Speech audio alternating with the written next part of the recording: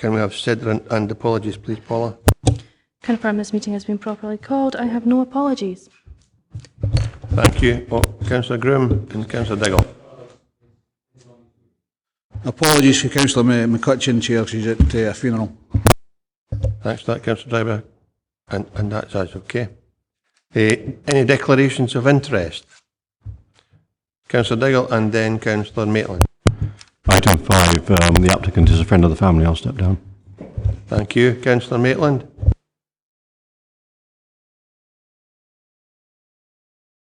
Is it a red one you're looking for?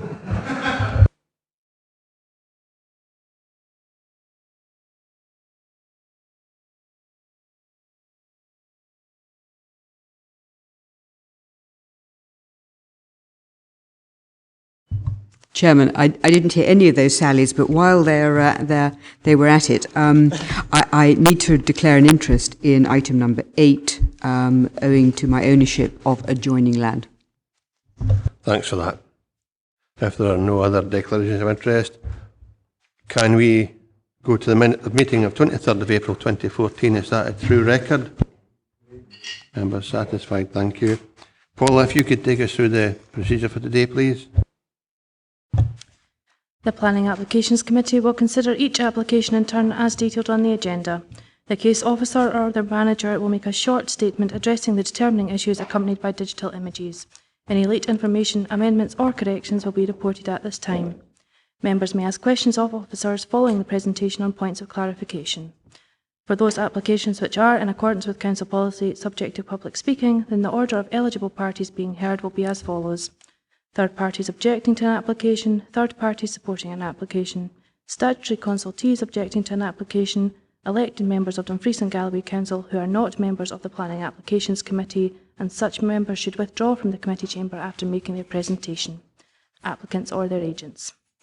The Chairman will individually invite those who have registered in advance to speak in respect of the application to come forward to sit in the reserved seat and make their presentation, after which they may be questioned by the committee.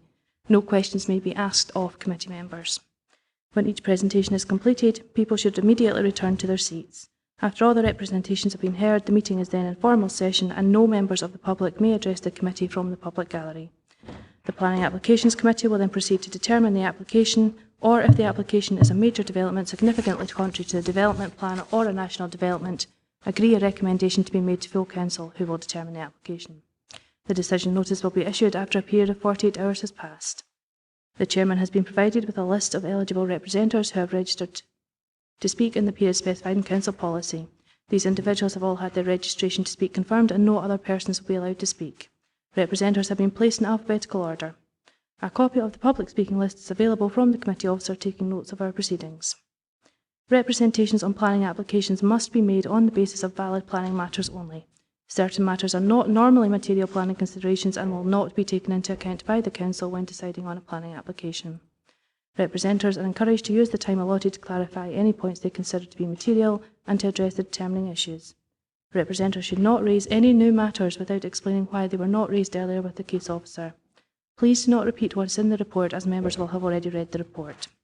Presentations will be strictly limited to 3 minutes per person, excepting for national and major developments, which by their nature are more complex, where the time limit will be 5 minutes. This should allow sufficient time for interested parties to make relevant points. The Chairman of the committee will ask you to come to a conclusion if you take too long. Thank you, Paula. We'll now move on to the first item on the agenda, agenda item number 4.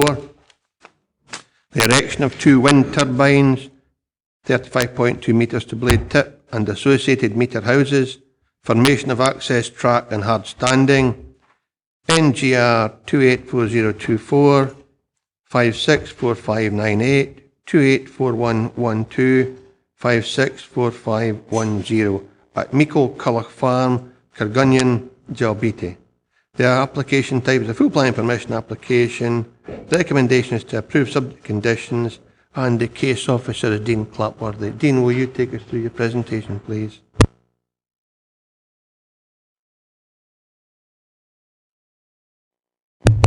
To take you through the images. That's a site location. You can see outlined in red the 2 black dots. That's the position of the 2 proposed turbines. It's around 2.5 kilometres northeast of Dalbeattie. So Dalbeattie is just out short at the bottom, along the red road, which is the A711. Kirkgunzeon is off out of the top right there, about 3 kilometres from the site.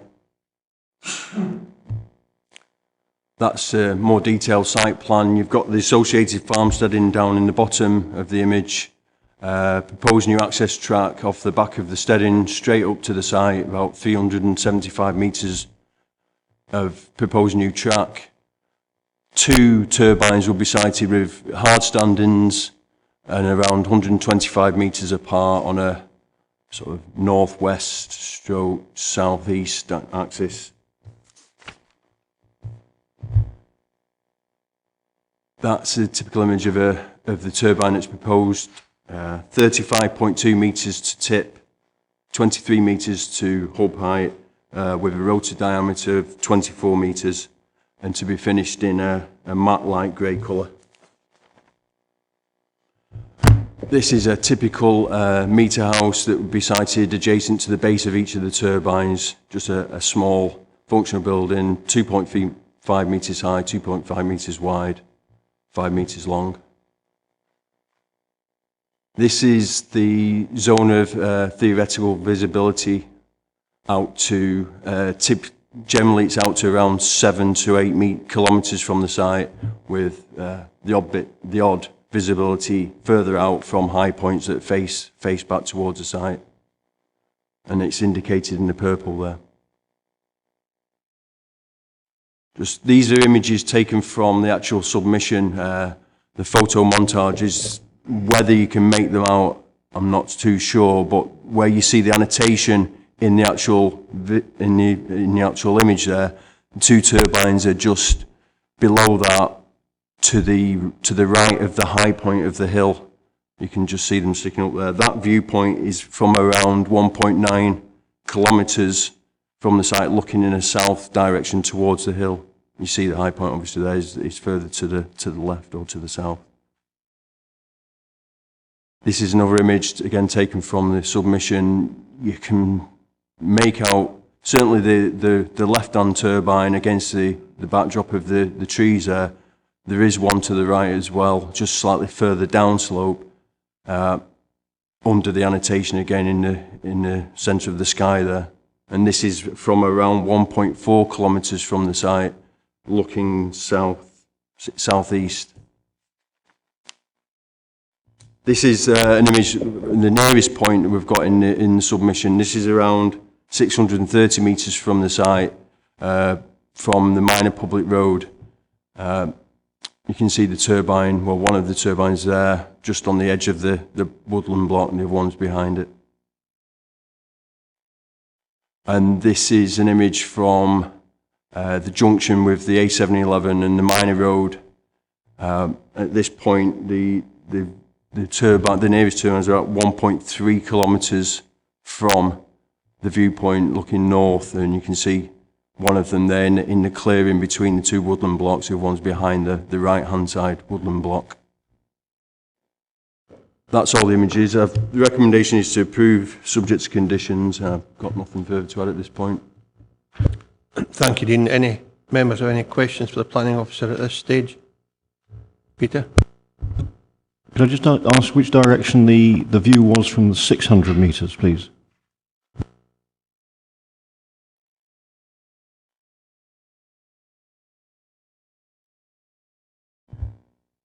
Councillor McComb. Chair, page 15, it states here, the site relates to a lower side slope. Now, going by the photo montages and also by the height information given here, it is not the lower side slope. If anything, it might be the middle slopes of the hill, but it is certainly not the lower slope of the hill. Secondly, it says here that the drumlins are distant. Now, I would say within 1 kilometre, there are at least 4 drumlins within 1 kilometre of the site. Dean, would you like to respond to that?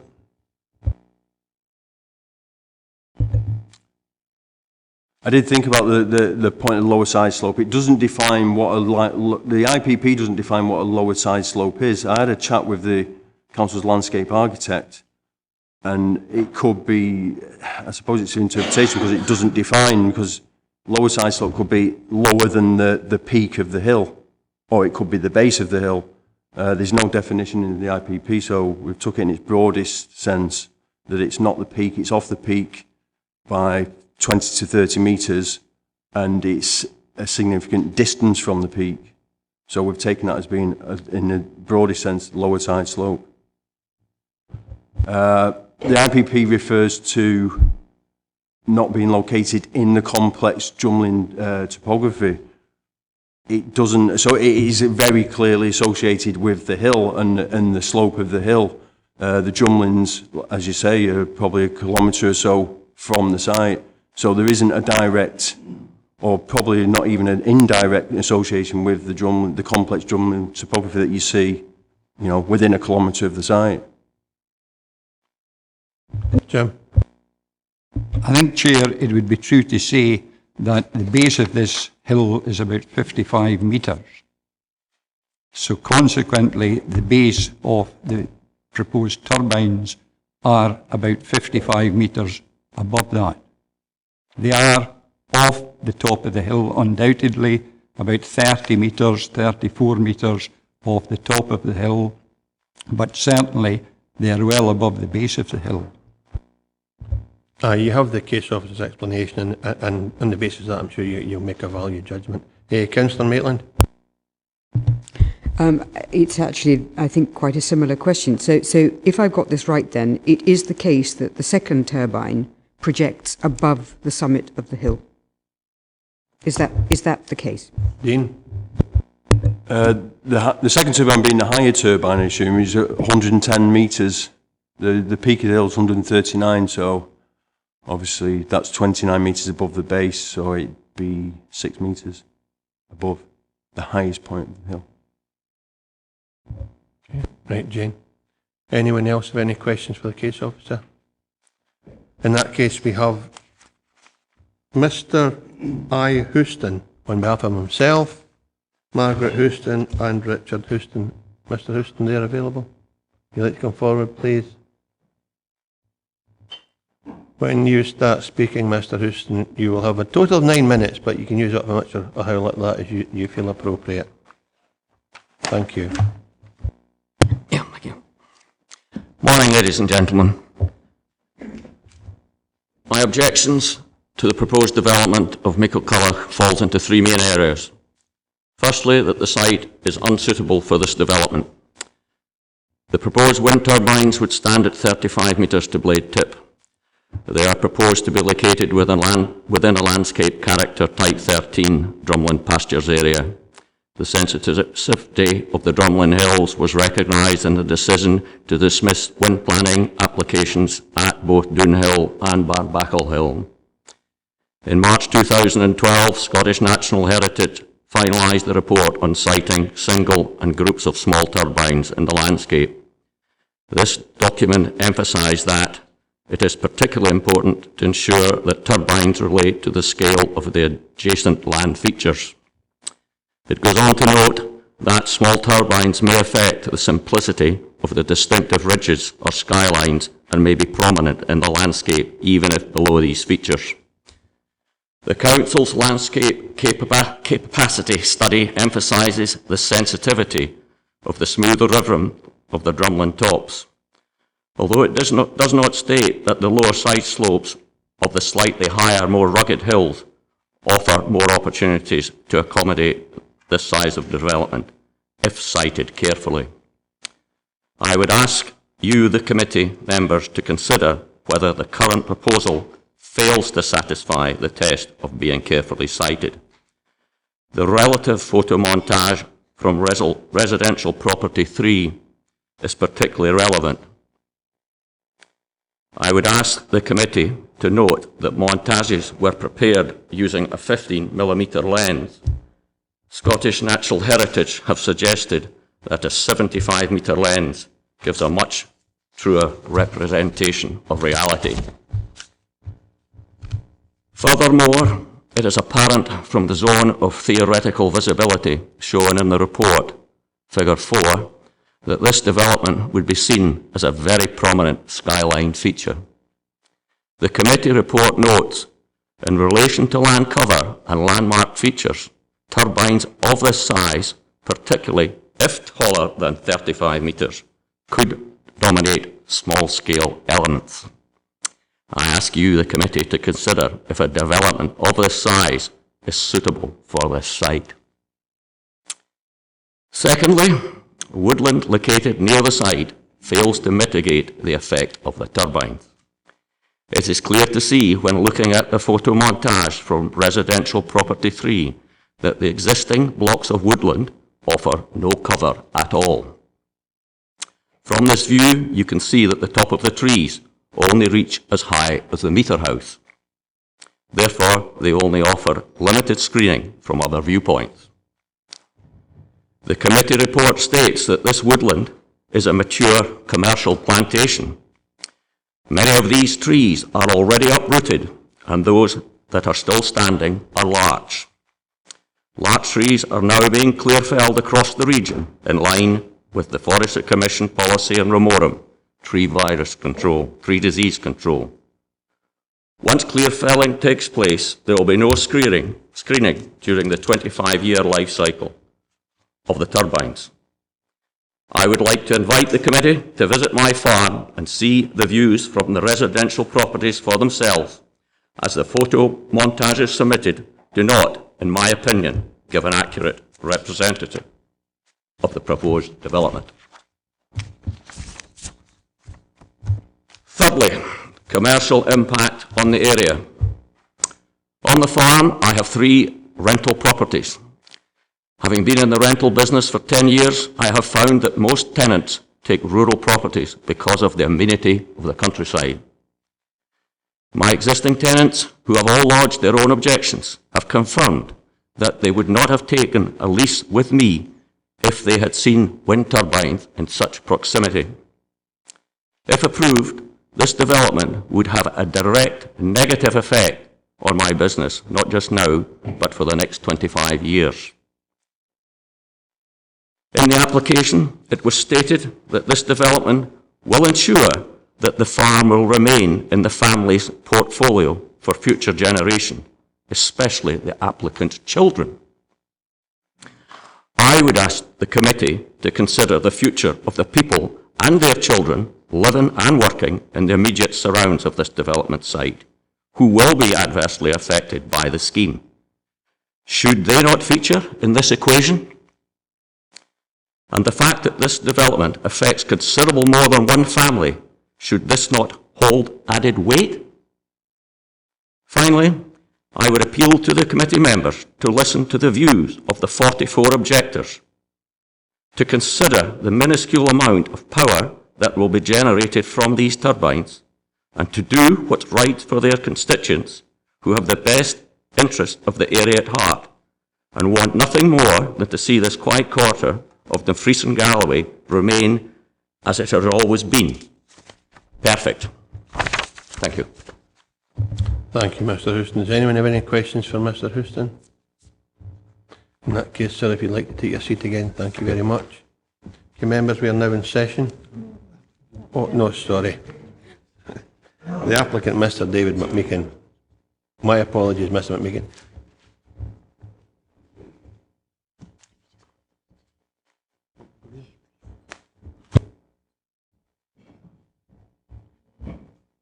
You will have 3 minutes when you start the presentation, Mr. McMeekin. I am the son of the applicant for the windmills at Meikle Culloch Farm. The majority of turbine applications in this area appear to be generating a lot of interest, and as a result, a lot of standard objections. I cannot help but feel a lot of these objectors are unaware about the facts of the turbine, our family farm, or have even visited the proposed site of the turbine. Firstly, I note there are objections about the wildlife and the detrimental effect that the proposed turbine will have on it. If the objectors had visited our farm, then they would indeed see, as farmers, we do a great deal to encourage wildlife on our farm, and I am very proud of the way we farm our land and our farming techniques. As farmers, we care greatly about the wildlife and the environment, and there is no evidence that turbines are detrimental to wildlife as long as care is taken during the construction of the turbine. The reason I'm here today with the application is to try and take our business forward into the future. I'm not going to lie about the proposal. Yes, the erection of turbines is about money. But we are not talking here about a multinational company erecting a wind farm to benefit its shareholders and take profits out of the region. What we are talking about is a family business trying to utilise its assets to remain sustainable for my future and for future generations by erecting 2 small to medium-sized turbines. Small farms are becoming less sustainable. Hard work is no longer enough to secure a future in the industry. They are either having to diversify or become big. Many farms surrounding Meikle Culloch are indeed not farmed in hand, but are being let out to these large-scale commercial farms. I do not want to have to go down this route. Farming is about a way of life to me, a very desirable way of life. But the small farm is becoming increasingly difficult to be a viable business. Beef farming is in tough times now, and Meikle Culloch did indeed have a full-time employee up until last year, but unfortunately now does not, as we felt it was no longer financially viable. Hopefully the erection of turbines will give us financial security for the future. The application has also received a number of objections on visual grounds, some from objectors who live many hundreds of miles away. Beauty is, of course, in the eye of the beholder, and whether you think a turbine is attractive or not is a matter of personal opinion. Ask yourself whether you prefer to look at a conventional power station instead. There is concerns about the turbines being visible from national cycle routes and that it would somehow spoil the experience for cyclists. Again, purely a personal opinion. Some people think that turbines enhance the countryside. In fact, a quick browse on the internet show that both Dundee and Lanarkshire local tourist informations advertise the view of wind turbines on their cycle routes. You have 30 seconds left, sir.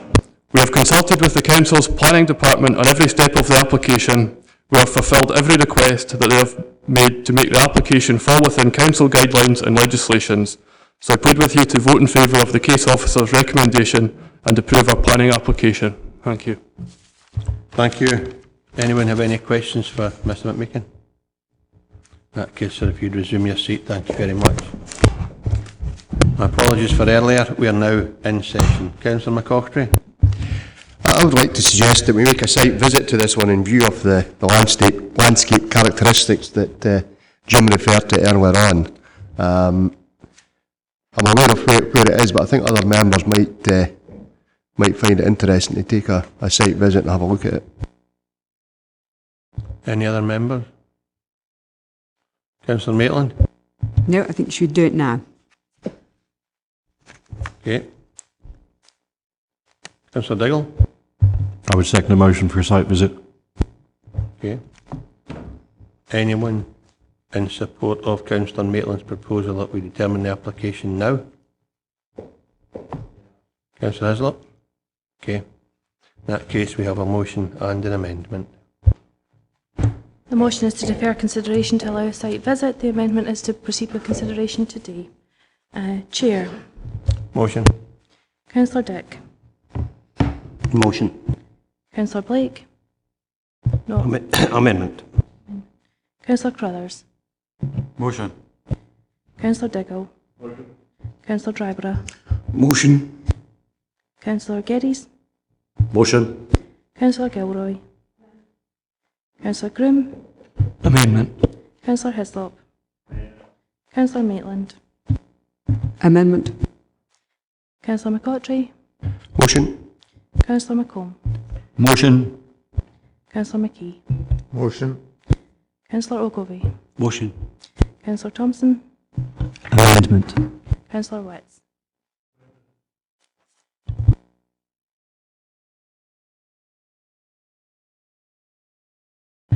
10 votes for the amendment. Motion 7 for the amendment. The committee is determined to defer for a site visit. Okay, thank you for that. Members will be notified in due course when the site visit will take place. Go on to item number 5. the erection of dwelling house at Heugh Rise, Portpatrick. The application type is planning permission in principle. The case officer is Peter Barker. And the recommendation is to approve subject to conditions. Peter, when you're ready, will you take us through the presentation, please? Thanks, Chair. I'll just go through the images, which will help hopefully bolster the content of the report, which you have in front of you. Thank you. The application site on the eastern edge of Portpatrick, just on the entry into Portpatrick, off the A77. The A77 runs from the top right-hand corner of the frame through to the bottom left-hand corner. So it's basically the sort of just off the main road into the village. The application site, as you can see, Heugh Rise and Millfield Road. It's like a traditional suburban type estate layout, and the application site is situated at the far western end, at the tails of one of the cul-de-sac heads there. As the title of the slide goes, indicative siting arrangement. For illustrative purposes, the applicant has supplied this plan to show how the site could be developed should permission be granted, just showing the siting of a modest-sized dwelling and how it could relate to the dwellings around it. This is the view of the site, looking from the end of looking across the end of the head of the cul-de-sac. You'll see just on the left of the sort of on the right of the leftmost dwelling is a public footpath which extends past the site and goes towards Golf Course Road, which is sort of over the dip and out of sight. And you'll see some very sort of low shrubbery just sort of forming the edge of the application site, which is at the moment a public an area of public open space, but privately maintained. Looking a little bit closer, you just see the general arrangement and the landscaping, quite typical of a sort of bungalow type layout. Looking a little bit closer, just over the frontage planting, you'll see that the roadside half of the site is covered in this sort of gravel. The hedge running across just at the back of the gravel there, that's about the midpoint of the application site, and the application site actually goes into the sort of young to maturing trees just at the back there. Just a slightly just swinging the camera around a bit, just looking at the site again the gravel and the hedge across the middle. This is walking up the footpath, looking back towards the end of the cul-de-sac where the first set of photographs was taken from. Again, looking across the gravelled area, you'll see it's, well, certainly at the season that this was taken, which was late summer, early autumn. The site's quite sort of weed strewn. The gravel catches the seedlings quite easily, and they sprout quite easily. Just to notice also the window positions of the adjacent dwelling, which look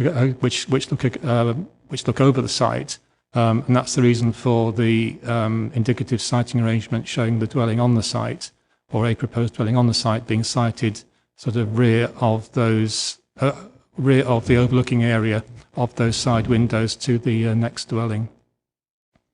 Again, just a close look at the weeds, just to show how the area just generally looks. I had a look the other week, and at the moment the weeds aren't that bad, but given a few more weeks and the current weather with the rain and the sun that we're having, I'm sure they're sort of reaching that size now. This is looking back towards the head of the cul-de-sac again. The application site is on our left, and this is along the footpath from as if you had walked from Golf Course Road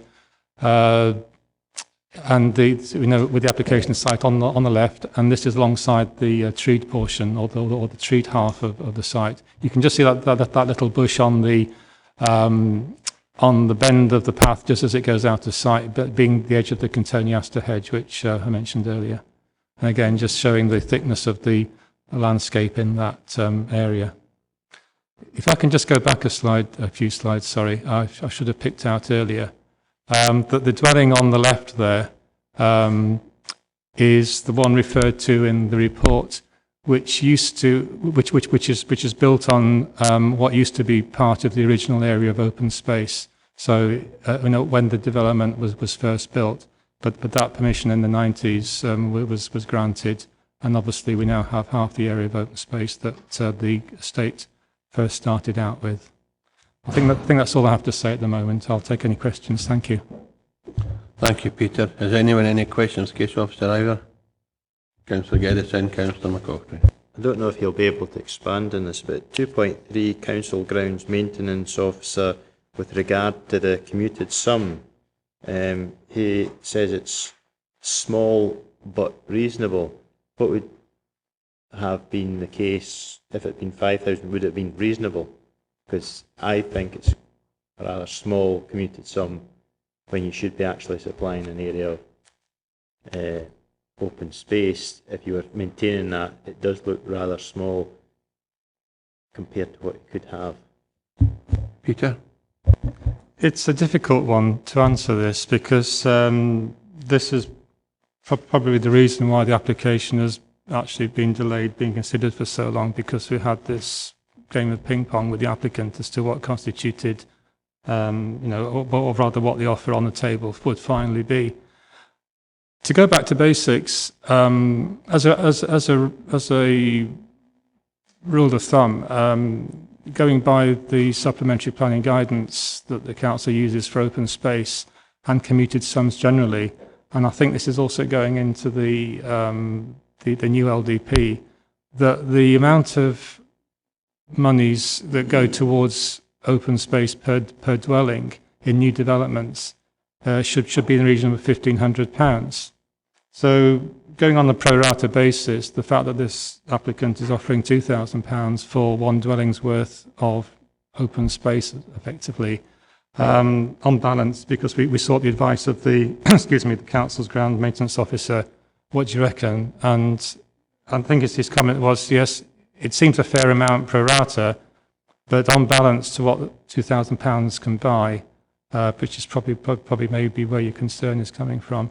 Obviously, £2,000 doesn't buy an awful lot, but on balance, he thought it was a fair offer in the circumstances. Yeah, Ivor. Alistair. Thanks very much indeed, Chair. Obviously, depending on circumstances, we may come back to that point, but that wasn't the issue that I wanted to raise.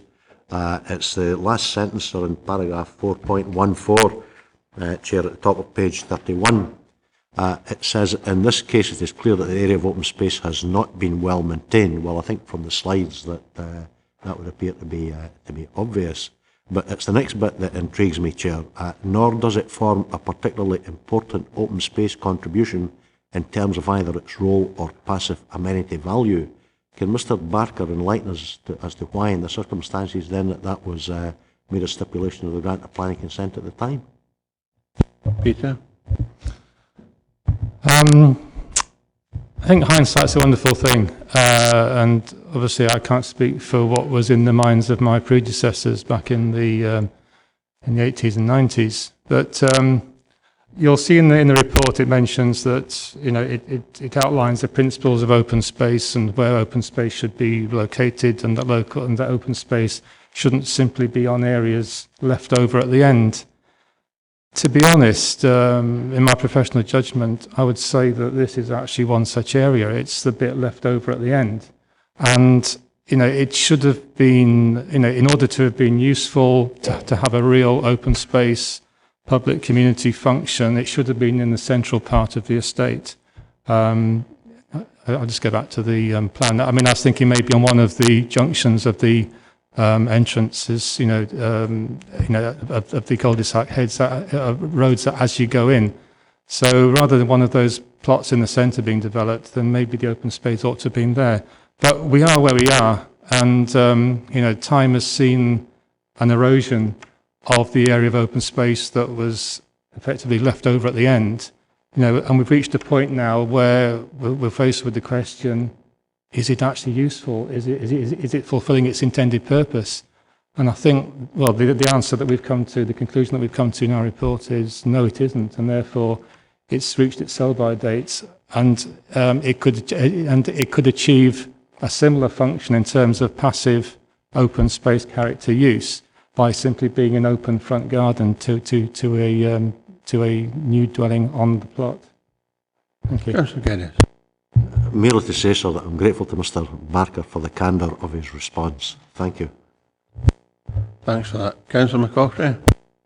Thanks, Chair. I'm just wondering about the traffic situation, because obviously you've got a sort of hammerhead there at the moment where traffic can turn around.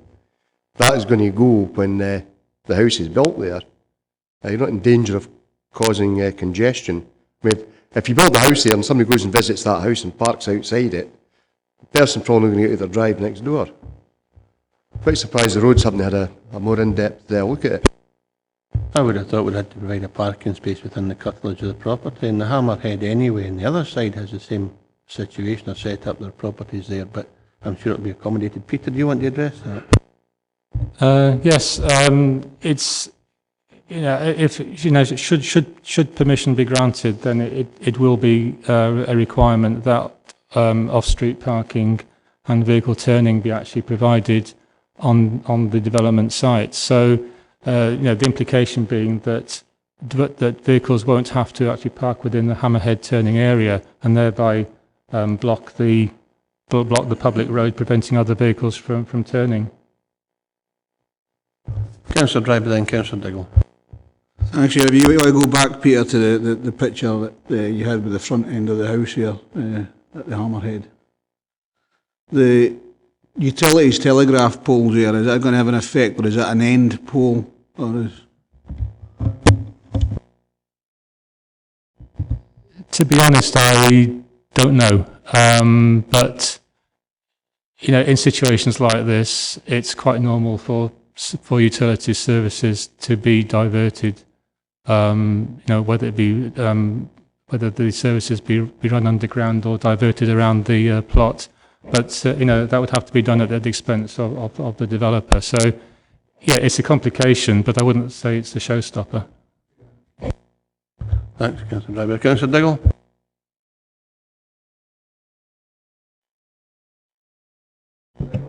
Thanks, Chairman, for that. I've been called worse. I need to come in late. I did wait. So apologies for coming in late as well. I suppose it's in regards to when I've seen this, I can think of half a dozen in Arndale and Estill. This is obviously, we're looking at a local plan, we're looking at Wigtown local plan here. And we use a different formula, certainly in the east of the region, I would say, to what it looks like here. And I'll take that in regards to the open space commuted sum. I think is it 50 square metres per dwelling, depending on the size, over 10 house site, it's 50 square metres is the open space requirement. But I can certainly think, even when on the site where I'm living at the moment, pretty much the same came along, and the requirement was, I think it was 24 houses, but they ended up paying £20,000 as an open space commuted. Some of that went to better the play open space provision within the village of that site. So, I mean, I can think of Clarencefield, Annan, Gretna, Lockerbie, very, very similar amounts, £2,000. Looking at the size of the site, it doesn't come anywhere near what the normal provision is, certainly in the east of the region, so I wonder why that discrepancy is there. Maybe it's either for Peter or even for David with a kind of broader knowledge. I take it that's a comment rather than a question. No, it's a question. What's the discrepancy? Why is it different in the west compared to the east? We use a formula in the east, which quite clearly is approximately £1,500 per dwelling in regards to the site. I refer to the site being 24 houses in a village of my own, and actually it ended up £20,000 was the open space community sum. Out of the 24, I don't know how they got to that, but anyways, I can think of one in Clarencefield where it did come to 10 sites. I think it did actually come to 15 or somewhere about there. So this it looks like quite a number of sites, maybe 20 plus. Why 2,000? It's a massive, massive difference. I think it's one of this particular single site, but I'll ask David to respond to that. Thank you, Chair. Yes, I mean, there is a single document which covers this. It's referred to on page 28, Supplementary Planning Guidance number 1, Open Space and New Residential Developments. That covers the whole of Dumfries and Galloway. As Peter alluded to earlier, we always seek to get open space put in first in certain circumstances where there maybe is a development right next door to an existing public park. More effective use of the money can be made as a commuted sum to enhance what's there, but the figure you quoted of £1,500 per dwelling is the standard which is normally applied. I would have to look into other cases that you're making, but certainly this being 2,000 exceeds the normal commuted sum per house. And I know many of us will have sat in planning committees where that particular sum was offered. Do you want to come back, Councillor Crothers? Apologies, I maybe picked it up wrong. I think David says 2,000 per dwelling. I wonder what the total figure is and if that's the case. Because I assumed that it's 2,000 being the whole amount. So I've maybe picked that up wrong. Is David saying it's 2,000 per dwelling rather than 1,500? In regards to the whole site, just so I'm clear on that. David will come back, but I think what we're saying is this is a single application 20 years after the rest of the estate's been built, and we've been offered £2,000 for this single dwelling. What's happened in the past will be historic anyway, but David? Yes, well, I mean, that's exactly the point, but if somebody were coming in today to look for a residential development and for some reason they weren't able to provide open space, or it would be better for them to make a contribution, it is £1,500 per dwelling house is the level of contribution. Sorry. If I can just maybe add a point, this might complicate things, it might not, but I don't know if you recall, and I can remember Councillor Crothers actually making the point 2 years ago when we actually considered an application for the development of the site just to the bottom right-hand corner of the red box that says application site. You know, that approximate area there, and just to the north of it, the old mill house. There was an application there for 10 dwellings. You know, it was a development from scratch because of its location, which is not too distant from this particular site. We took the view that it would be not so good or not beneficial to actually have the open space on site. Therefore, the applicant could contribute towards the open space generally in the area. You know, the same sort of principles as you know, the same sort of bits of open space that we're talking about in this report. And the applicant in that case agreed to the 10 times £1,500, which got embodied in the legal agreement and was signed, and the site sort of currently being marketed now. So, you know, those principles have been applied. So really what we're doing here is actually doing a version or a cut down version of those based on the single plot. And we can address that at the end when we sort of summarise. I think I've got a number of members wanting to speak now. I've got Councillor Witts, Councillor Blake, Councillor McKee, and then Councillor Hislop. Councillor Witts. Thank you. One of the points of representation made on page 27J is the site is not large enough for a dwelling of similar nature to mirror the remainder of Heugh Rise. Could the officer give me some indication of the relative footfalls of this proposed development vis-à-vis the existing properties? I think that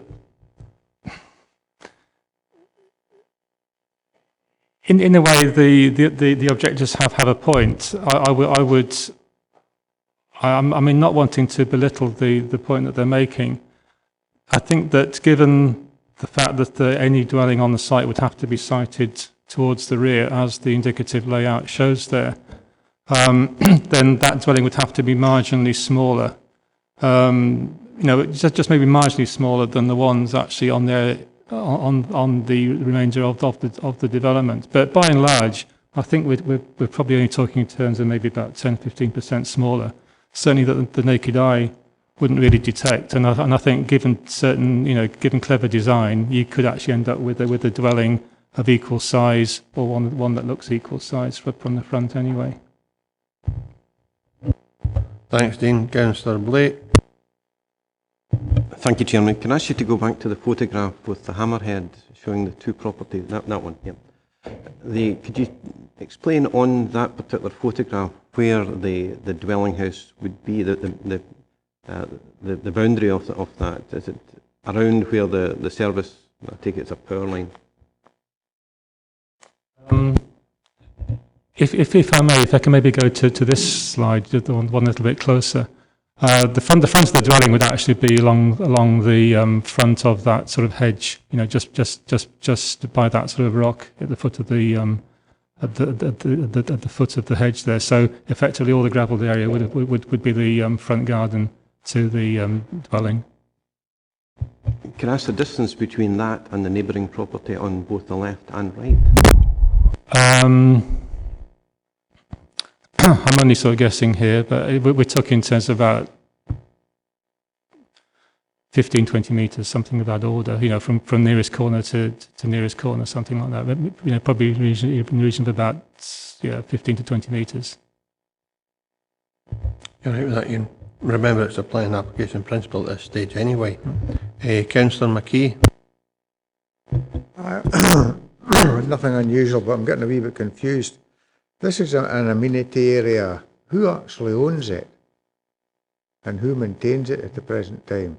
Because they're talking about the council being involved and one of the objections, representation, amenity area is well used by children in the estate. So who actually owns it and maintains it? Well, my understanding, and David will tell you exactly what the position is, the owner or the developer owns it and should be maintaining it, but the report says the local community has been maintaining it because the developer hasn't been maintaining it over the years. And I think the problem has been it's been the wrong choice of location for the amenity area anyway, and now folk are seeing it as an opportunity to develop instead of retain it or working on the amenity element of it. But David or Dean, do you want to just address that, please? Yes, it's at the bottom of page 25, paragraph 1.3. Obviously, the applicant is the owner of the original development. It says responsibility for maintenance of the land rests with the current applicant, being the original landowner at the time of the original wider development. So no adoption of the land has been sought by the council, so it's still retained by the original owner. Okay, Councillor Hislop. So therefore, the designated public amenity area is the designated public amenity area of the 40 houses as described in Heugh Rise and Millfield Road, and it's not a single site, it's part of the larger site. So why wouldn't you look at the commuted sum being over the 40 previous sites, because that relates to those 40 sites and we're taking it away? Dean?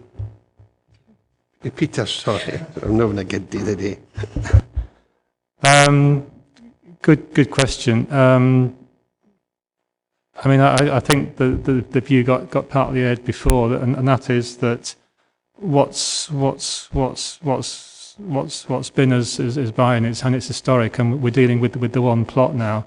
You know, given the passage of time, we just thought it would be unfair to actually apply the calculation, so in retrospect, to the 40 or so dwellings, you know, that the original development comprised, because otherwise, you know, 40 times 1,500, essentially the guy would be giving the plot away, so there'd be no benefit to him, and we'd just be left with the status quo. Councillor Carruthers. Actually, I maybe had an answer, but I was going to bring it back up because I'm not sure if we've maybe got a speaker, but 4.9, it does state quite clearly, I was going to come back to it, that it is a site comprising of 40 dwellings, certainly has been in the past. Doesn't have to be, don't think we have to be rigid, but I think, because I've seen flexibility elsewhere where it comes to a reasonable sum, but it doesn't have to be rigid to 1,500, but I'll maybe pick that up if we've got a speaker after that. Peter? No. Okay. Well, it has been said, Councillor McComb. Thanks, Chair. This amenity area was previously much larger. The house on the left is on what was part of the original amenity area. My question is, was any commuted sum paid on the previous occasion when that house was constructed? The problem with it is it'll make no difference because we are where we are. But do you know the answer to that, Peter? I don't know the exact answer, but I'm pretty sure that no money changed hands. I think what happened is we have allowed the development to take place, leaving an amenity area that's not appropriate for the whole development. And now the applicant sees an opportunity to address the failings, his and others, because the site's clearly not being maintained and it's already cut in half. It is very little value. The report tells you that. But we have a decision to make. Have any members any proposals? No. Oh, sorry, we've not got that there yet. We're still on questions to officers. Yes. I'll start again, I think. Okay. Do we have any other questions for the officer? Fine. In that case, we come to Mr. Andrew Clark, who's an agent on behalf of the applicant. Andrew, you'll have 3 minutes, and I'll remind you with 30 seconds to go when your time's up. Thank you, Chairman. My name is Andrew Clark of Robert Potter and Partners Architects. On behalf of the applicant, I would like to commend the officer's report and confirm the applicant's agreement to the report. And if any members have any questions, I'd be happy to try and answer them. Thank you for being brief, Andrew. Does anyone have any questions for the agent, Councillor Carruthers? Thanks very much. Just, Andrew, in regards to the points that have been picked up, in particular to the open space community, tell me, is that something that you developed yourself, or was that through consultation with the planning department? I think there has been consultation with the planning department about it and discussions over a period of time regarding it, and it's been concluded that that figure is acceptable to all parties, I think. Thank you. Any other questions for the agent? In that case, Andrew, if you'd like to resume your seat, please. Thank you. Belatedly, we're now in session. Councillor Geddes and then Councillor Dryborough. Well, as far as I'm concerned, sir, I have no problems and no difficulty with the rationale of Mr. Barker's report. Yet again, it would appear to be an instance where, in fact, that the original planning consent was perhaps less than fortuitously couched, and that we finished up with an open space which, was of dubious value. The more cynical among us, particularly in relation to the western part of the region, would say that too often in the past, when areas of ground weren't really suitable for building on, they were given euphemistically the term of a public open space or a children's playground. We've seen this in a number of occasions, certainly in the Wigtown district. So on that basis, sir, it would seem to me that the recommendations are commendable, and I would certainly be prepared to support them, subject to one proviso. The owner of the site over the years has not, in fact, carried out the obligation to upkeep and maintain it. Perhaps we as a planning authority should be dealing more rigorously and more robustly with such situations. But irrespective, in my view, given the desirability of Portpatrick as a location and the desirability of that site, I would suggest, sir, that the sum, the commuted package of £2,000, in my opinion, and I don't want to create the impression of being rapacious, but in my opinion, it's little short of derisory. And I would be expecting, in fact, a significant amount, more than £2,000, as it were, as a commutation to be given and invested elsewhere in the village, with a view to enhancing facilities elsewhere and at other locations in the village. So I would move that it be granted, but subject to the proviso that I would be interested to hear what colleagues, if they're prepared to support that my suggestion that it be granted, I would be interested to hear colleagues' opinions and views on whether or not they feel that the proposed sum of £2,000 in fact is suitable. Because apart from anything else, of course, we're freeing and relieving the landowner from the future obligation and responsibility of upkeeping and maintaining that area, albeit regrettably, in my opinion, he's never done so in the past. Yeah, I think we'll just check with Paul that we can actually stipulate a figure, or whether we're in a position to send officers back to renegotiate. But before I come to Councillor Dryborough, can you just clarify what the situation is, Paula? Any contribution that is asked for has to be justifiable and justified, and without a methodology to do that, it's very, very hard to demonstrate that. That's why the methodology that's included in the SPG sets a sum. Councillor Geddes? Well, on that basis then, sir, would it be competent if in fact the committee are minded to do so today, to agree the proposal, but subject to the proviso that we give further consideration on the basis of a methodology brought back, as it were, as to the commuted sum we're talking about? I think that's becoming more and more complicated. I think maybe we should delegate to officers if we really wanted to see if we can come up with a different arrangement, which would mean deferring or refusing the application. But I'll see what Councillor Driver has to say, and I'll come back to the legal services again. Councillor Driver. Yeah, it was along very similar lines. However, obviously, what we didn't want to do is put planning policies on the hoof on this particular thing.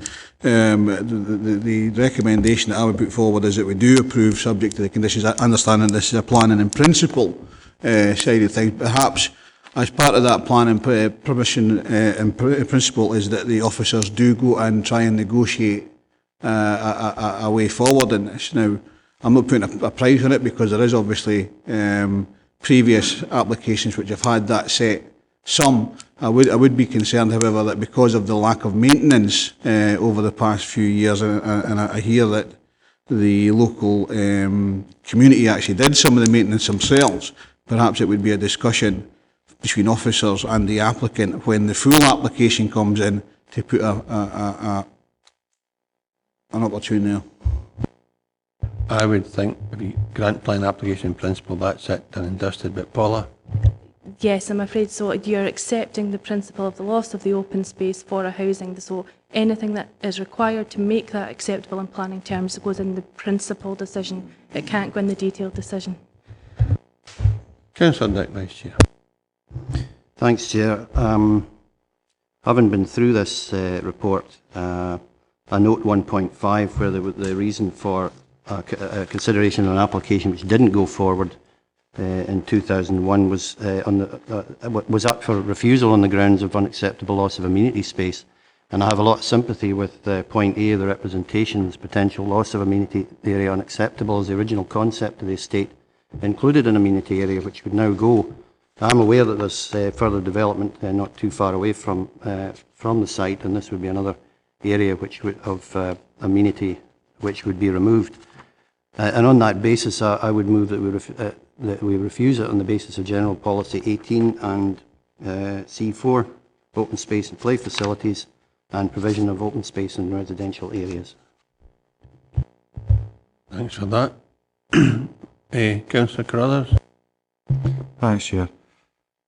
My thoughts concur with what Councillor Geddes said earlier in regards to that. I mean, I think the principal development, I agree with it. There is a case for it, is a case for development.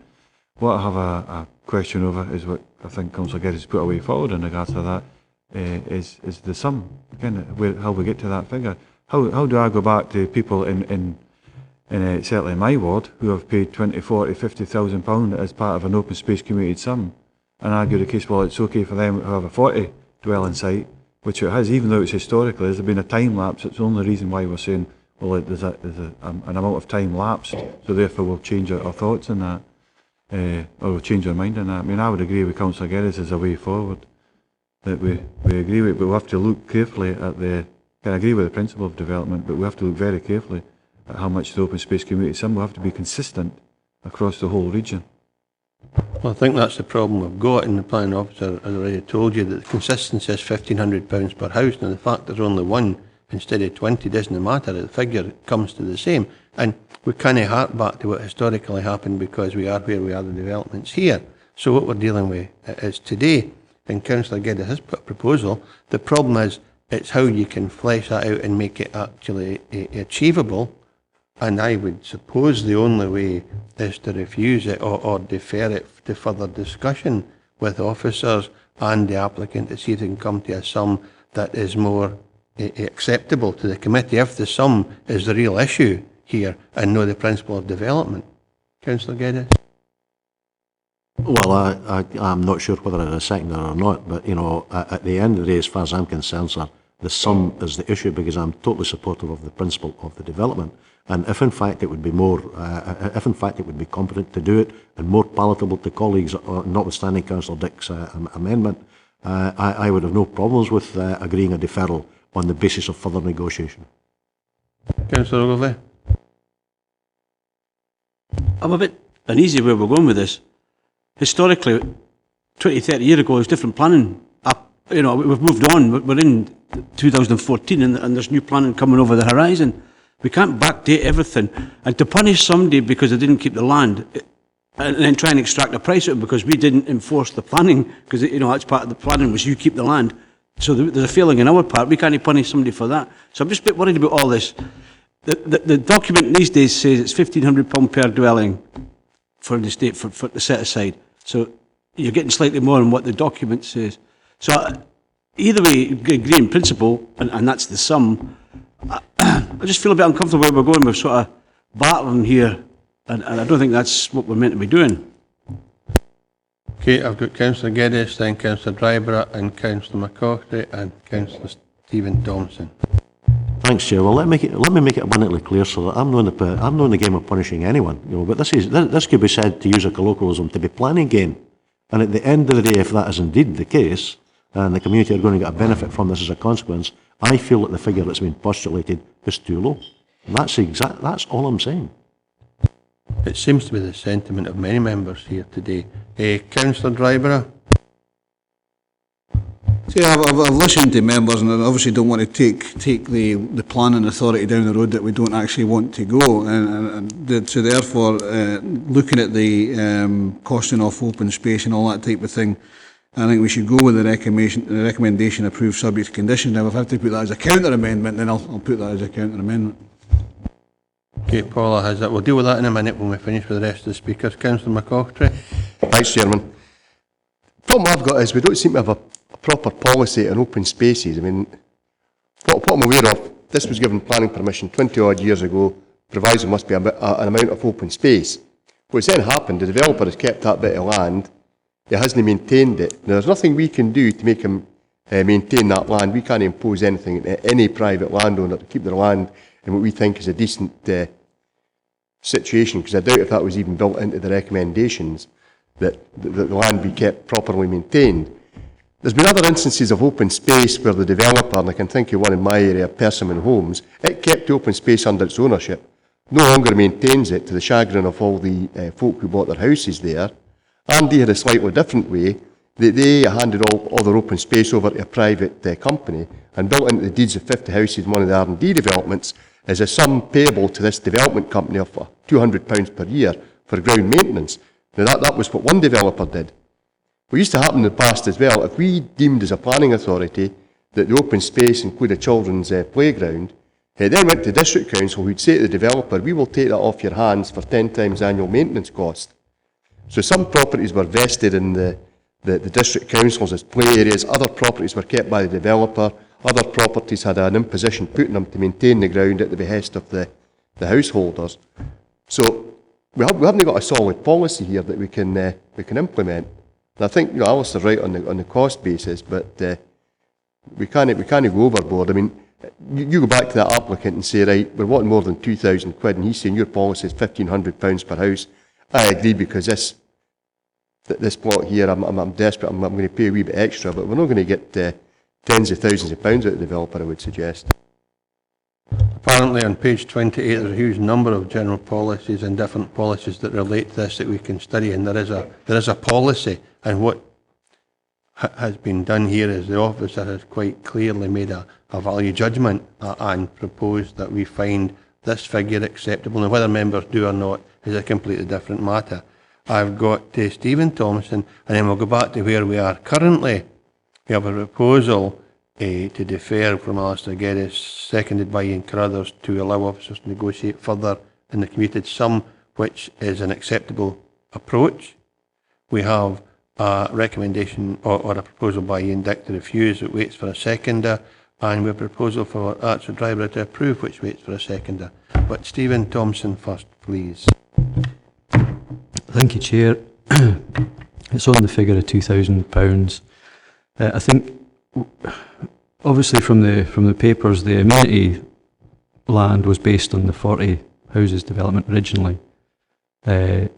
So, given the current policy, that'd be £1,500 per dwelling value. Obviously, that didn't apply at the time. But the thing is that I think it's a sort of logical mistake to sort of translate that from a an amenity for what was 40 houses to amenity for one house, and somehow make that the sudden value of the commutative value of it. So also where the £2,000 comes from, I mean, if we're talking about policy in the hoof and what have you, that's effectively been tabled or offered. It's not been set as part of a sliding scale or whatever of value, and I think that's a concern. If we're given permission to something in principle, where's the principle behind that? And that's all I'd really like to add. But I'd go along with Councillor Geddes' suggestion before, I think. I think in every case the commuted sum is a sum that's offered by the developer to the council, and we say the minimum is £1,500 per property.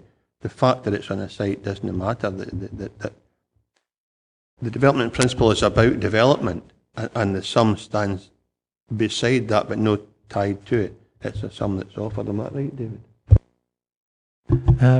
Yeah, I mean, basically, there is an awful lot of baggage and history to this one.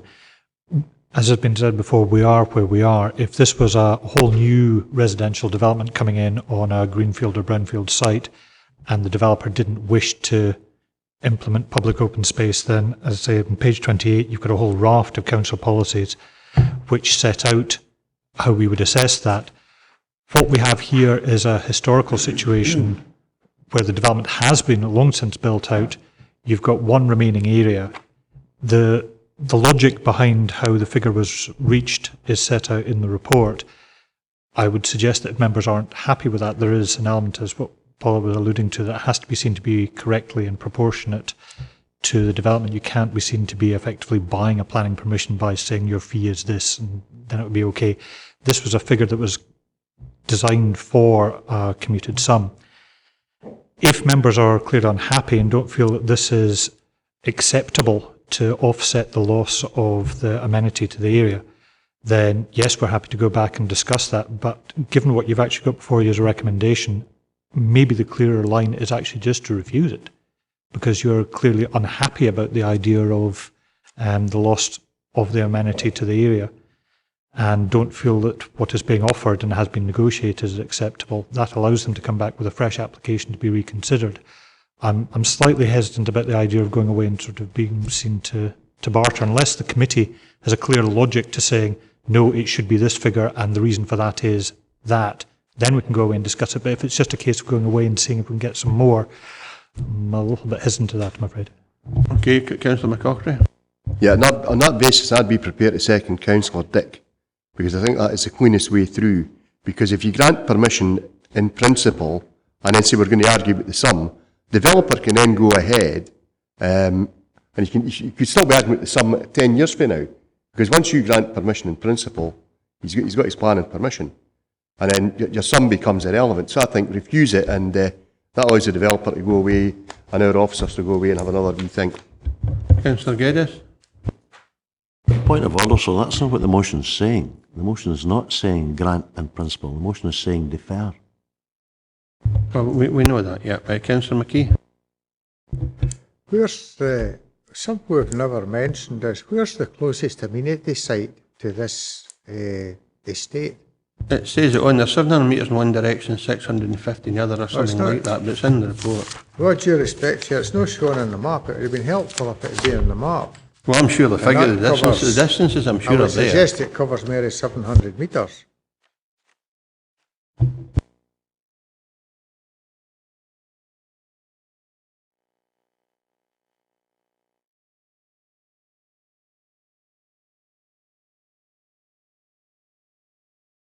Peter, can you show us, or guide members, if we don't have a pointy stick, where the nearest amenity sites are?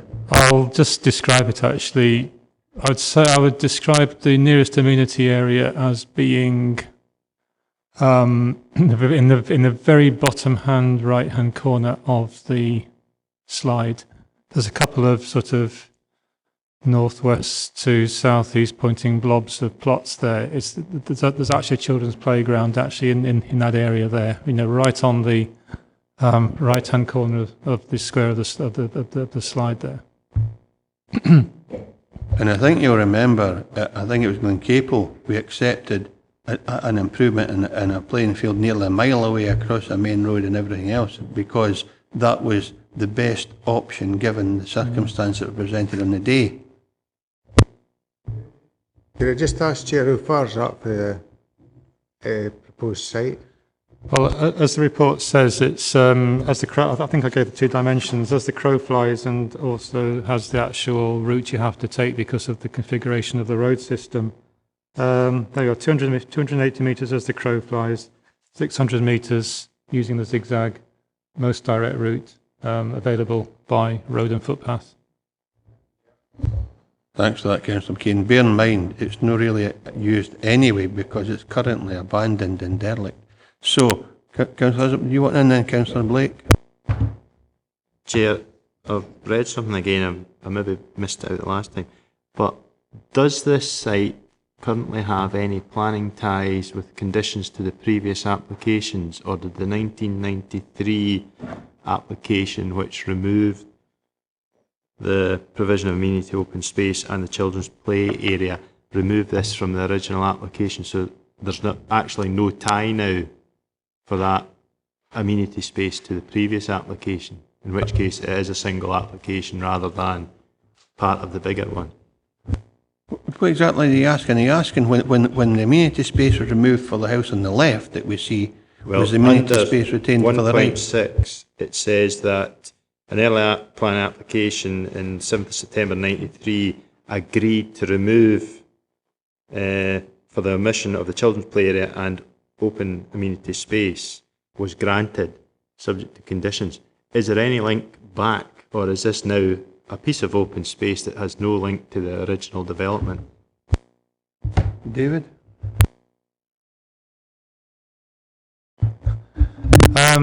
As far as I'm aware, and as far as I can deduce, reading back into this, is that the requirement for the provision of the open space, albeit in amended format, size, shape and composition, still remains. All that the permissions did in 1993 was to alter, the actual format of the open space. I.e. change it from active, change it from active use into passive use. So effectively, yes, the estate, according to the original plan permission, still has to have its open space. And the application in front of you is really the last stage of that amendment process, i.e. to dispense with the need for the open space on the estate. Councillor Blake. Thank you, Chairman. You made a comment, Chairman, that this land was now out of use as a play area or an amenity area, and it's overgrown. That's contrary to certainly one of the representations on page 27, which says that the amenity area is well used by children on the estate, provides a safe and secure refuge for children to play on. I think it was reading the report and looking at the images, and maybe the kids do play in the gravel, but it doesn't seem to me to be much of a play area, but that's maybe a wrong interpretation on my part. Yeah. If Councillor Dix, if he doesn't have a seconder, I'm prepared to second his motion to refuse. He has a seconder now, Councillor McCaughtrey. We're now waiting for the debate to be concluded and then to see if Councillor Dryborough has a seconder to approve the recommendation as listed in the paper. So I'll have a first time speaker first. I have Councillor Goroy, Councillor Whitson, then come back to Councillor Carruthers. Thank you. I'm quite interested in the debate we've had on this, because I thought this was quite straightforward actually when I read it. Because I think we're dealing with a historical problem, we've got to deal with it in the present day. We've made mistakes, but actually what we've got in front of us is pretty straightforward, and I don't think we can defer and then go and haggle. I think that would be inappropriate. I don't really see a reason for refusing, because I think that we've given perfectly good reasons why this is an acceptable application, and so I'm very happy to second Councillor Dryborough if he wants to approve subject to conditions. Thanks for that. The only thing I will say is that officers have indicated that it's appropriate in these circumstances to defer if members are so inclined to allow officers to renegotiate. It's an acceptable process and it's something we can engage in should members wish to do so. Yeah, but sorry, Chair, but we haven't been given any perimeters in which we can do it. Our governance officer said that we've got to have justifiable reasons, and I don't think we haven't got those. We haven't got a policy in hand to deal with this. We just don't have it. So we'll be doing it on the hoof. At the conclusion of the debate, so I now have Councillor Witts, Councillor Carruthers and then Councillor Driver. Thank you, Chair. Councillor Gilroy has already done what I was going to do, which was to second Councillor Driver. 20 years ago I would have taken a different line of approach, but we are where we are. Thanks for that. Councillor Carruthers. Could you remind us what the two parts of this, please, Chair? I need the first part answered first. Could you remind us what the size of area is, please? This land looks about 500 square metres. I'm looking at. So it's no jumping out with me.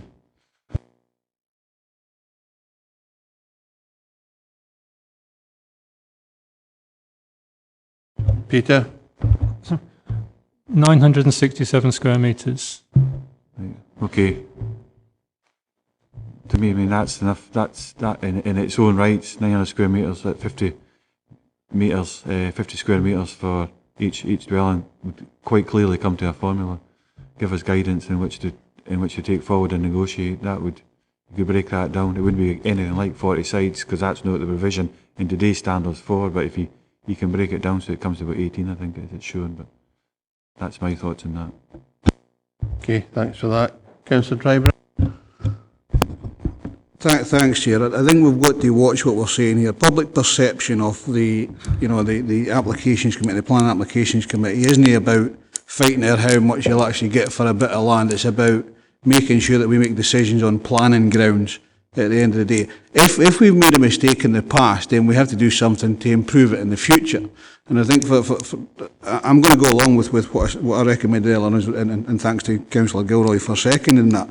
I think what we need to do then is then actually look at those policies and come up with a way forward. Because what we don't want to be saying is, if you pay the council £2,000 for a bit of land, you're going to get your planning application. That's not what this is about. It's about making sure we go forward with our planning policies and procedures in place. Perception's a big thing here, and we need to make sure we're safe on that. Okay.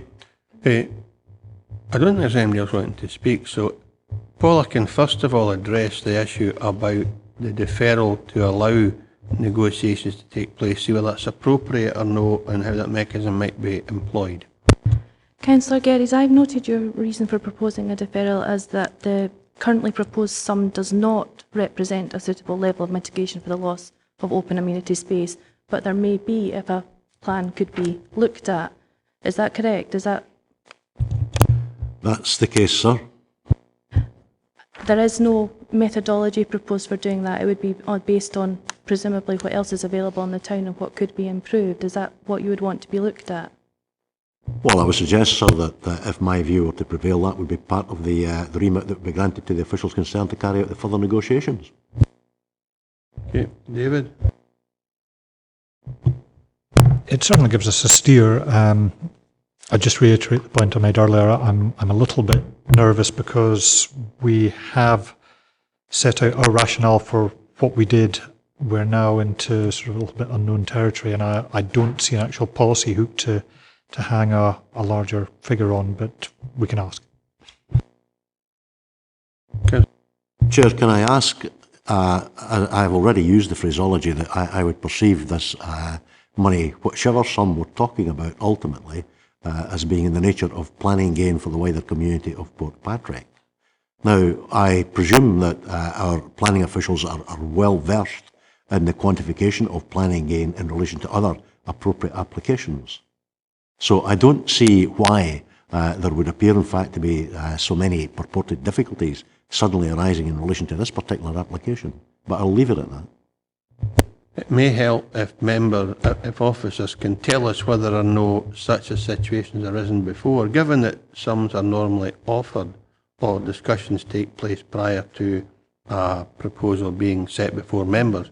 Have we ever found ourselves in a position, David, where we've gone and renegotiated a committed sum before? Not after committee. There might be discussions before it comes to a recommendation, but I don't recall something where we've gone away and negotiated after committee. But that's not to say it might have happened in some area committee that I wasn't party to. The figure again, the basis on which we came up with this is the one house per £1,500, and this actually exceeded that, which was why we felt relatively comfortable supporting it in the context. But again, we can have a look. Councillor Geddes. Well, it's being said, sir, that the applicant offered the sum of £2,000. Well, what was the basis? What was the rationale behind the offer then of £2,000? Peter.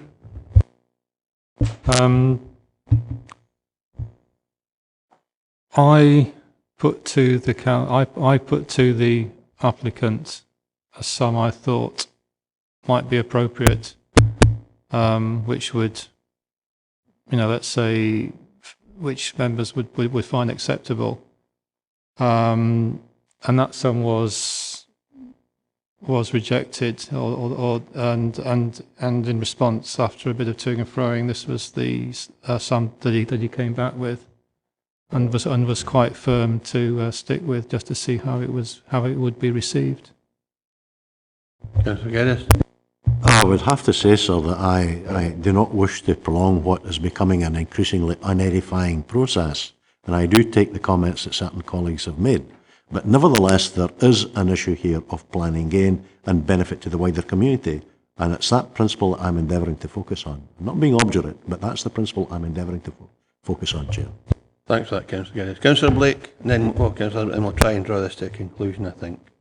Thank you, Chairman. Just very briefly, David earlier mentioned that it may be a cleaner way to do it, to refuse, and that would allow officers to renegotiate. I'd like to make it perfectly clear that my support to the amendment, I believe, by Councillor Dick was on the grounds of the loss of amenity, not to allow a further negotiation.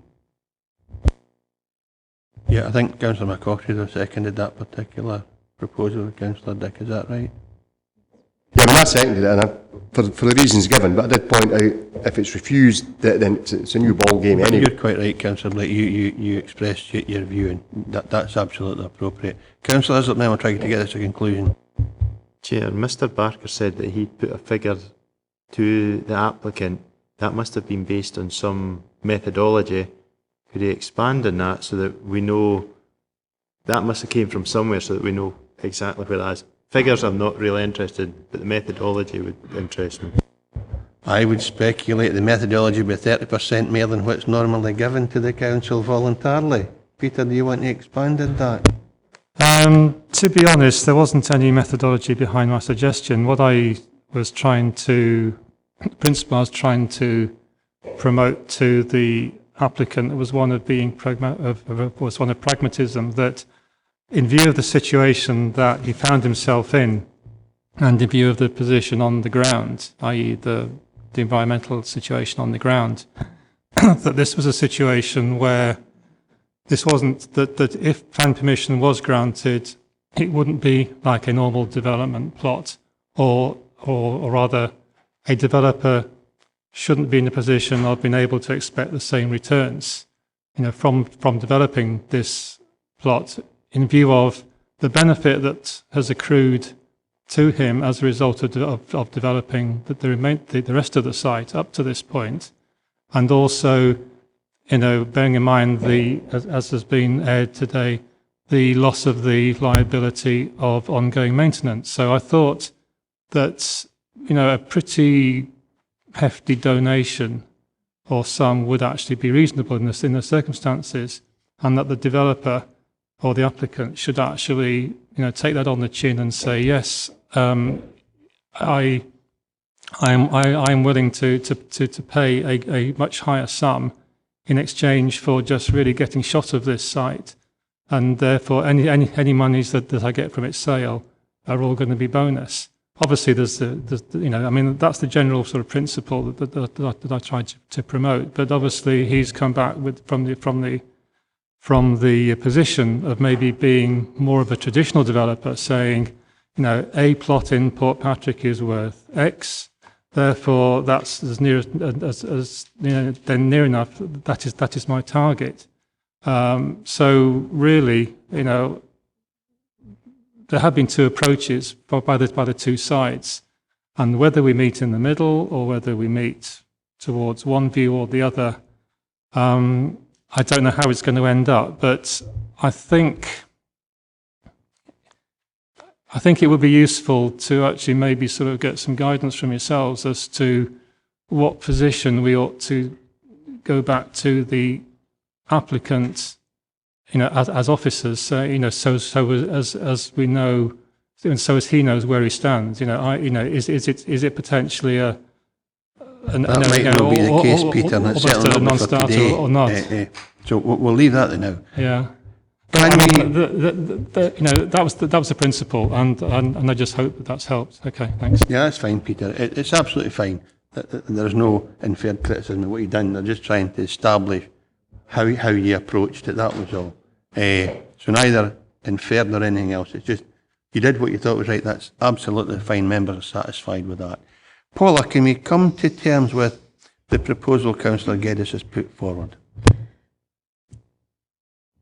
Yes, the proposal Councillor. Short question, Chair. Is it competent or is it not competent? Yes, if you're asking officers to go back and look at it from the point of view of what is this providing in the area and where is that, rather than the point of view of I want X amount, which is what I understood you to be telling me was what is that to actually £2,000 actually providing in mitigation. Is that correct? I thought I'd made my position clear on the basis of the advice that was proffered. I.e. deferral is the appropriate way to do it and to instruct officers to conduct further negotiations, in fact, with a view to enhancing the amount of community benefit conferred upon the wider community of Portpatrick. That's fine. Yeah. Okay, so we have a motion amendment and a counter amendment. Can we go through the process, Paula, please? Okay. The motion proposed by Councillor Geddes, seconded by Councillor Carruthers, is to defer to allow further discussion with the applicant over the proposed level of mitigation for the loss of open amenity space.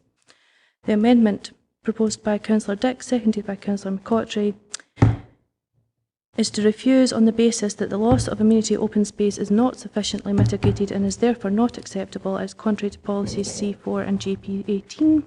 The counter amendment proposed by Councillor Dryborough, seconded by Councillor Gilroy, is to approve subject to conditions as set out in the report. As normal, first of all, counter amendment against amendment. Chair. Amendment. Councillor Dick. Amendment. Councillor Blake. Amendment. Councillor Carruthers. Amendment. Councillor Diggle. Not here, sorry. Councillor Dryborough. Counter. Councillor Geddes. Counter amendment. Councillor Gilroy. Councillor Groom. Counter. Councillor Hislop. Councillor Maitland. Counter amendment. Councillor McClotry. Amendment. Councillor McComb. Amendment. Councillor McKee. Counter. Councillor Ogilvie. Counter. Councillor Thompson. Amendment. Councillor Witts.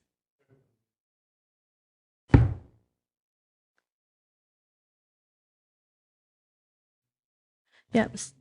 7 votes for the amendment, 9 for the counter amendment. We will therefore take the counter amendment against the motion. The motion of court being to defer, the counter amendment being to approve subject to conditions. Chair. Counter amendment. Councillor Dick. Motion. Councillor Blake. Motion. Councillor Carruthers. Could you just remind me what the motion, sorry, I apologise for that, Paula. It's fine. The motion is to defer. The counter amendment is to approve subject to conditions as set out in the report. Thank you, I thought that was the case. Motion. Councillor Diggle isn't here. Councillor Dryborough. Counter. Councillor Geddes. Motion. Councillor Gilroy. Councillor Groom. Motion. Councillor Hislop. Councillor Maitland. Counter amendment. Councillor McCotry. Motion. Councillor McComb. Motion. Councillor McKee. Counter. Councillor Ogilvie? Counter. Councillor Thompson? Motion. Councillor Witts?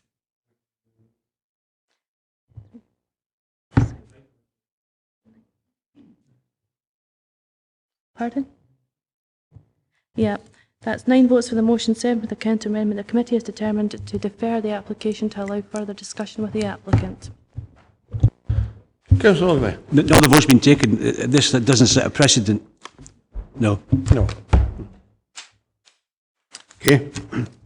We come to item number 6. Erection of wind turbine, 28.673 metres high to blade tip, meter house and formation of hard standing at Auld Station House, Garlieston, Newton Stewart. Full planning permission. Recommendation is to approve subject conditions, and the case officer is Billy Murray. Will you make your presentation, please, Billy?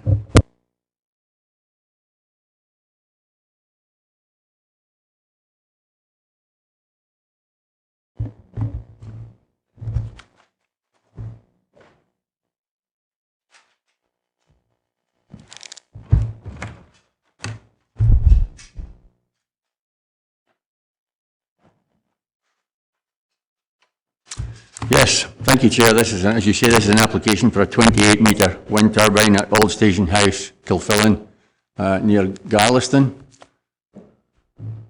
We're having an update. I could use one.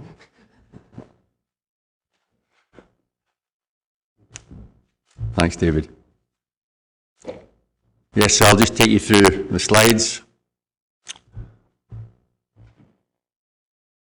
Well, first of all, this shows the application site just to the west of Garlieston at the former station and station house at Kilfillan. Apologies at the outset that I was very unfortunate the day I took the first slides. It was very wet, so they're not of the greatest quality. Because of that, I have later in the presentation included some from 2011, which was at the time of the original application for another turbine on this site. So that's a view of the site from the B7052 looking northeast. The White House is Auld Station House itself, which is the residential property that was the former station. In the far distance, you see the nearest drumlin, which is Kilfillan Hill, which is mentioned in the report on a couple of occasions.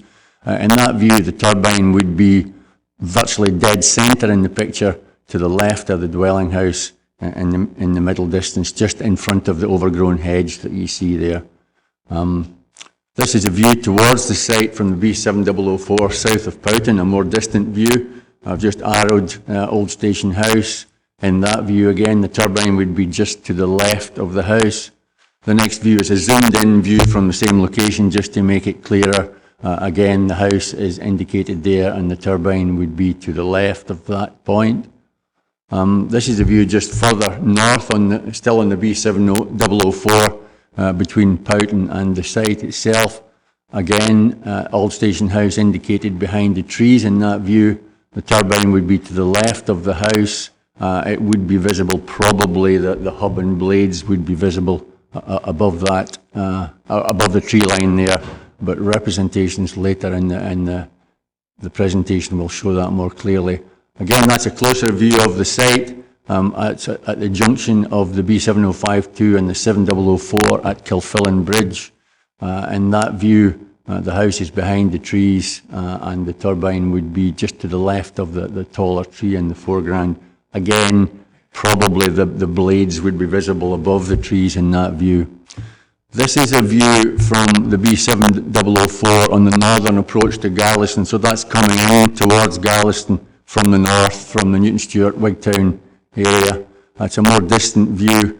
The drumlin, the higher land you see in the right of that view is Kilfillan Hill, which is I mentioned earlier.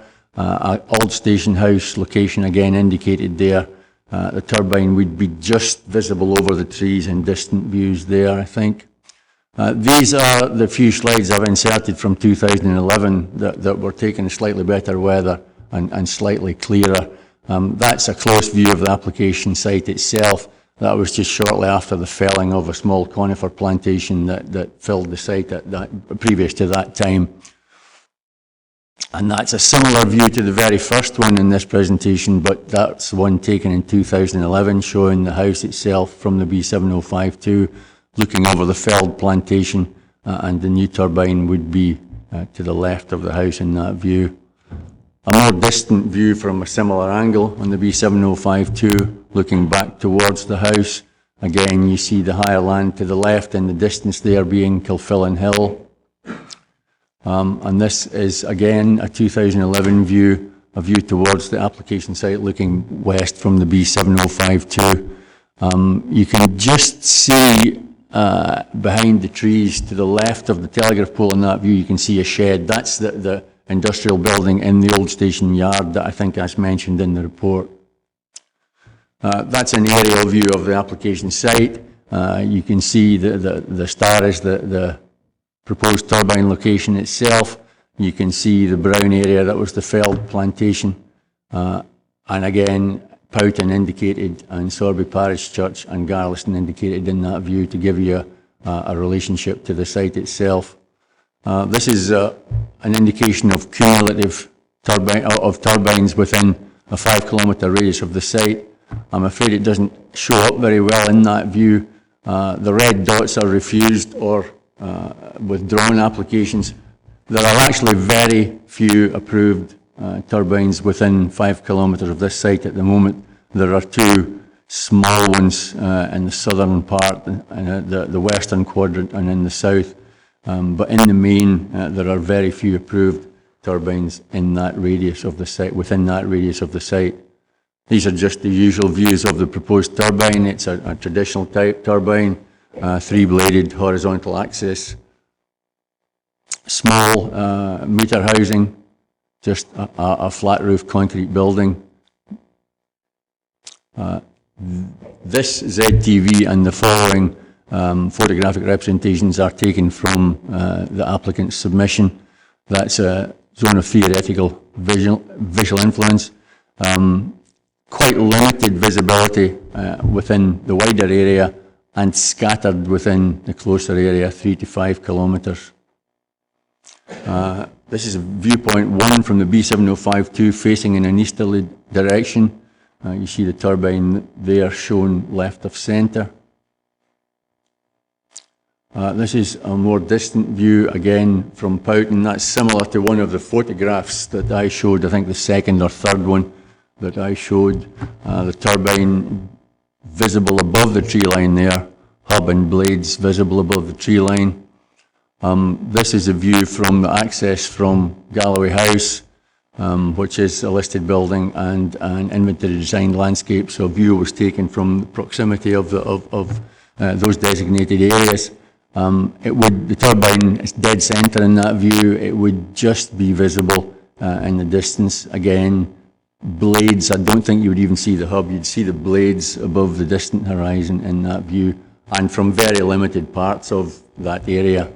This is a more distant view again from a core path to the northeast of Garlieston itself on the other side of the bay. So that's a very distant view. The tips of the blades would be just visible in that view in the distance. This is a similar view again to one of my photographs. This is approaching Garlieston on the B7004 from the north and facing in a southwesterly direction. Again, turbine would be just visible in that view. So to sum up, as is always the case with turbines, there are inevitable environmental effects in terms of landscape character and visual amenity. However, in this case, and having regard to current policy and guidance and national policy, it's considered the overall integrity and character of the landscape would not be compromised to the extent that the adverse effects would be unacceptable and or that a recommendation to refuse could be sustained. So therefore the recommendation is to approve subject to conditions. Thanks for that, Billy. Any members have any questions for Officer? Councillor Gilroy. Yes, the previous application, which was for a 43.1 metre high turbine, was refused under delegated powers. Did you decide that? Was that your decision? And could you just articulate what the reasons were? Billy? It was a council decision, but I was the case officer, but it was a corporate decision. It was not on the same site. I was the case officer. It was actually in the station yard itself, which was, I think, if you look in the report, it's about 66 metres east of the current application site.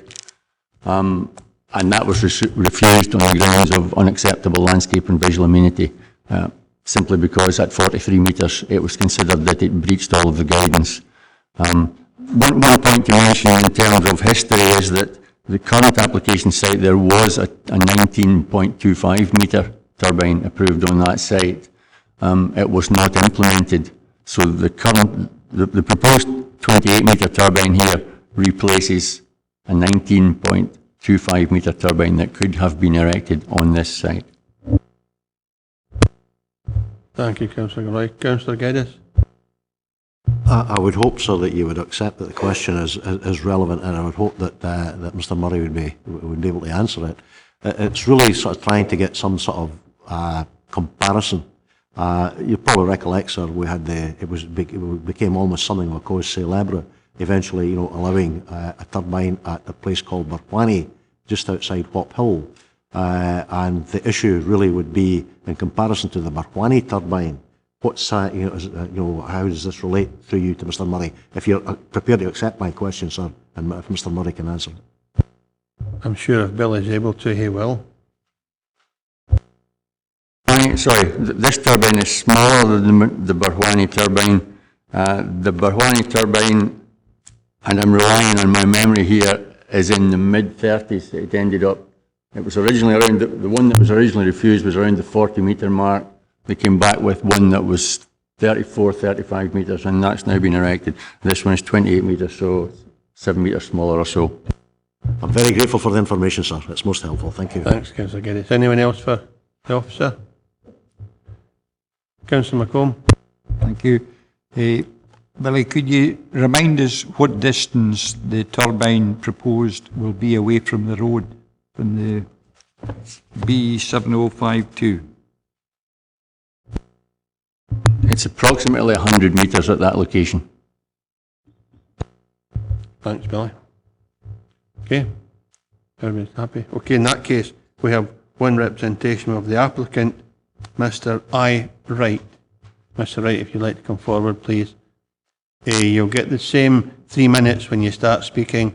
I'll remind you 30 seconds to go, just to draw your presentation to a conclusion. Good afternoon. I'm Ian Wright, the applicant.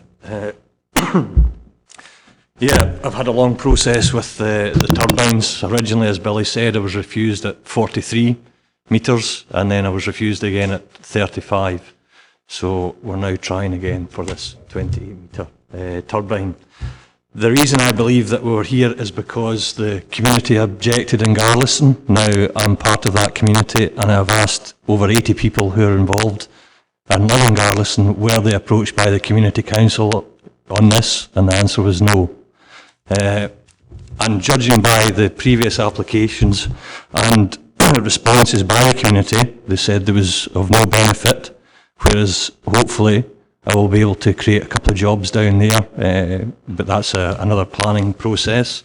They had objected on the roads, saying it would be a problem there, but the roads department came back and said there was no issue.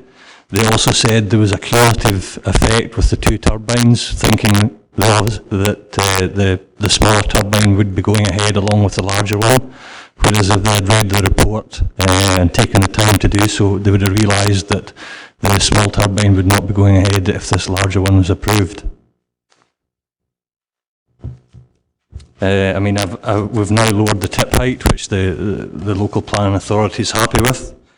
There were a number of objections, but they were rather easily dismissed. You know, one was regarding birds could be sucked in by this turbine, but it was only small birds. It wasn't large birds. I don't know if they're able to control themselves from flying into such turbines. So, I mean, I just here to say, you know, that I'm obviously supporting this. I'm wanting this turbine, and I can't understand why it has to come to being in this situation. But that's really what I've got to say. Thanks for that. That, according to our report, Community Council did object, which is why it's here, their statutory consultees, but I'm sure we'll not get into that debate. Councillor Geddes? My question is quite simple and succinct to Mr Wright. Mr Wright, this, essentially, if I understand it correctly, this is all about farm diversification and creating a further income stream to allow you to expand your business activities. Is that the case, sir? Exactly, yes. Thank you.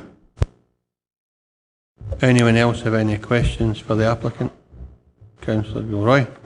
It's just that we were told by Mr Murray that you had approval for one at 19.2 metres.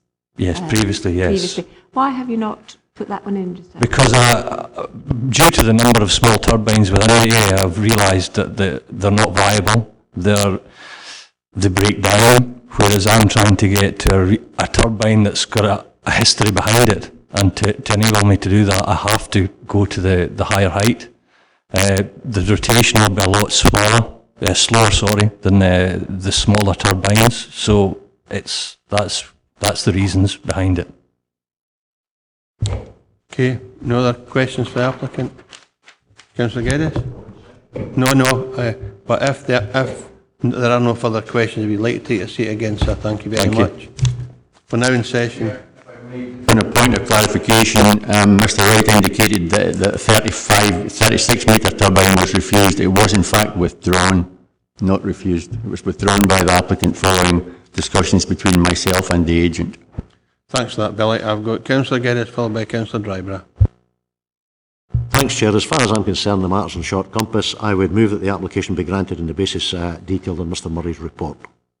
Councillor Dryborough? I'm happy to second that, Chair. Obviously, the applicant has taken consideration of what the council has actually said was, as a planning authority, and come back with an agreeable report as far as I'm concerned. Okay. Councillor McComb? Thanks, Chair. We have seen a process here where the applicant has progressively lowered the height of the turbine he is seeking. I think we have now reached a stage where the turbine does indeed fit into the landscape. The blades may appear marginally above some of the drumlins, but the turbine itself is not overbearing. It does not dominate the landscape. The base of the turbine, I think, is around about 15 or 16 metres, so it's pretty low down on the land. And I would be happy enough to support the application. Thanks for that. If there are no alternative proposals, Paula, can you just confirm the committee's decision, please? Committee is determined to approve the application subject to conditions as set out in the report. Thank you for that. We go to item number 7. Consultation regarding an application made under Section 36 of the Electricity Act 1989 for the construction of extension to wind farm comprising of 7 wind turbines, maximum height 126.5 metres to blade tip, and associated works at Harestanes Wind Farm extension northwest of Lockerbie. The applicant is not, as outlined in your papers, the applicant is Scottish Power Renewables, and the ward is not, as David pointed out, it hasn't moved. It's not in Wigton West, it's in Annandale North. So these two corrections, the recommendation is there is objection, and the case officer is Claire Eckstein. Claire, when you're ready, would you take us through your presentation, please? Oh, and happy birthday to Robert Duncan. Robert's 40 today.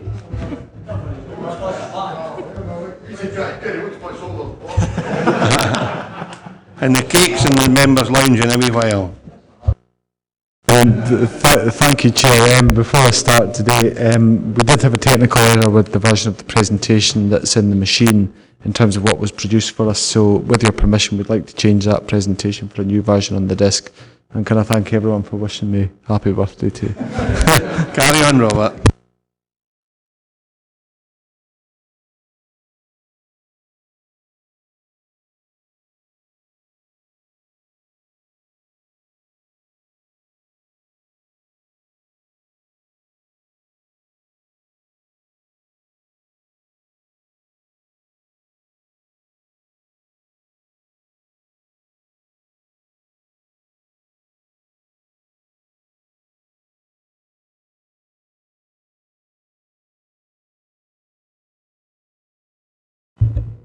Chair, if I may, just update while they're busy doing the presentation. Within the report there was an update for environmental standards, which we're going to give you a verbal update on, just to say that they've raised no objections and they've obviously given some standard conditions which will be passed on to the Scottish ministers with our response. Claire.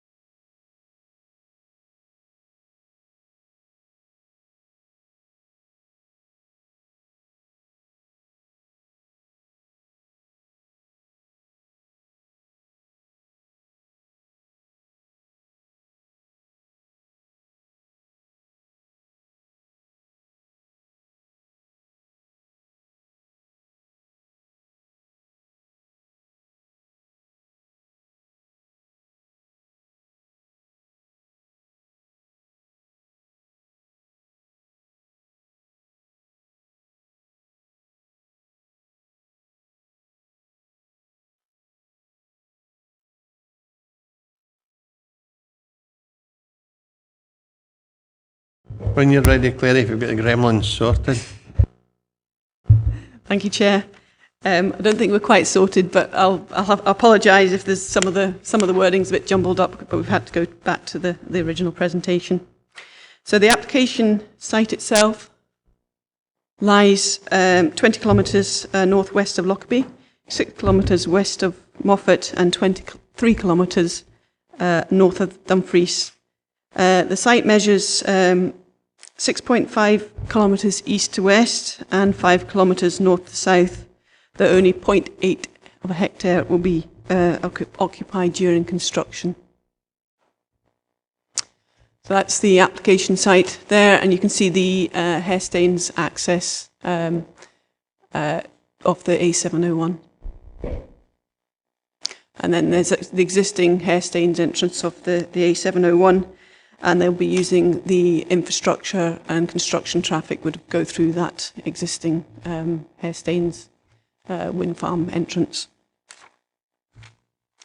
So this is showing the existing Herestanes Wind Farm and then the proposal for the 7 turbines within the red area to the north.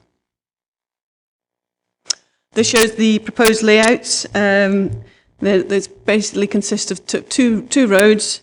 To the west, you've got turbines 74 and 73, and then there's 5 to the north, turbines 72, 75, 76, 77, and 78. This is the proposed turbine detail, which is 126.5 metres to the tip, and a met mast of 80 metres, and that will be sited on Mount Glass, which is just to the south of turbine 72 position. And then the borrow pits next to the proposed site roads. This plan shows the cumulative impact at 35 kilometres of the surrounding wind farms. This is actually set out in Appendix 1 of the report. And that's at the position in August 2013.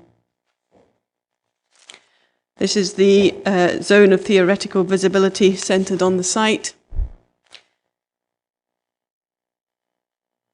And then this is the cumulative zone of theoretical visibility for existing under construction and consented. Just to give you an idea, the green area is just for Herestanes only. The yellow is 1 to 2 wind farms and Herestanes visible. Orange would be 3 to 4 wind farms and Herestanes visible. The pink is 5 to 6 wind farms and Herestanes visible, and the purple is 7 to 8. So, and then this is the ones which are the same map, but obviously ones that have been submitted or are at appeal. In regards to the Council's landscape architect's response, the key concern relates to the proposed extension occupying the Hare Hill ridgeline to the north of Queensbury Hill. Therefore, and this has all been set out in the report, and if you look on the report in paragraph 4.39, there's a table which also expands on the environmental statement, which sets out the 8 viewpoints where there would be a significant impact. So rather than going through each individual viewpoint, I've just concentrated on the sort of 3 closest ones. Firstly being Queensbury Hill, which is at, this is the camera position at Queensbury Hill, which is at 697 metres height, and that's looking northwards to the site. And then these are the close-up of the site. So I apologise for that's turbine 74 and turbine 73, which are the ones on the western side. And then these are the turbines 77, 78, 76, 72 and 75. This is the viewpoint from the Southern Upland Way, basically at what's known locally as the Crooked Road from the sort of Beatick Hill summit. So you can see Queensbury Hill is sort of left of centre, and the turbines with Harestanes to the left, and the proposed turbines would be along the ridge in the centre of the photograph. So there you go. Apologise for the mix-up with the lettering. And the final view is from Wedder Law, which sits to the west of the site, some 4.5 kilometres, and that'll be looking eastwards towards the proposed turbines. And that's the view of the turbines marked on the photo montage. So full assessment of the proposal is set out in the committee report, but to summarise, it is considered that the proposal by the virtue of the siting and the design would appear incongruous and disproportionately prominent when seen in combination with the existing Harestanes Wind Farm. It would also occupy a visually sensitive skyline and detract from the setting, legibility and focus and prominence of the Queensbury Hill, and overwhelm the height of the ridgeline upon which they are situated, which would adversely impact on the landscape character and scenic quality of the Thornhill uplands, which are a regional scenic area, and the Lowther Hills, making it contrary to the council development plan policies and interim planning policy of wind energy development. It's therefore recommended that the council do not support the proposal, and to object to an objection to the Scottish ministers is put forward. Thank you, Claire. Any questions for the case officer? Councillor McKee. There's a bit on, it's paragraph L on page 65. It says, the applicant predicts that the effect of the under construction Harestanes wind turbines will have a greater effect on the setting than this extension. This is agreed. Does that mean that the ends they're putting up that's granted are more open to view than this additional 7 they're looking for? Well, I think it's in relation to cultural heritage, and what it's saying is that the applicant predicts that the effect of the under construction Harestanes wind turbines, so Harestanes phase 1 if you like, will have a greater effect on the setting of those cultural heritage receptors than this proposed extension. So they're basically trying to say that the impact of this, application will be less than the impact from Harestanes that's already been consented. Any other questions for the case officer? In that case, as there are no speakers, we go straight into session. Councillor Dryborough. In which case, quite short shrift, we'll go with the recommendations in this particular report.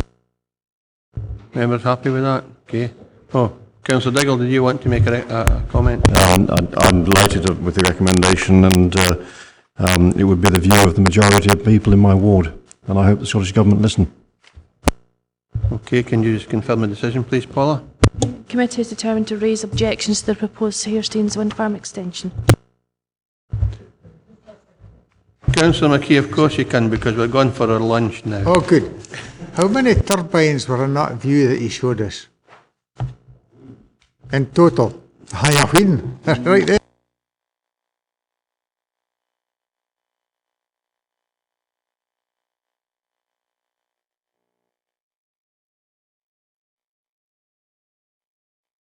If you look at the Appendix 1 in the report, that's got all the list of all the wind turbines that have been consented. Some of them marked are in D&G and... It's a page and a half long, I can tell you. Anyway, we will stop for lunch, resume at 1 o'clock. Members happy with that? Okay, thank you.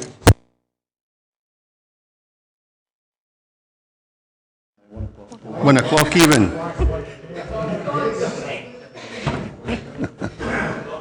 It's wishful thinking. Yeah, can you read upside down, one or the other? We've got a geriatric nurse on standby, don't you worry.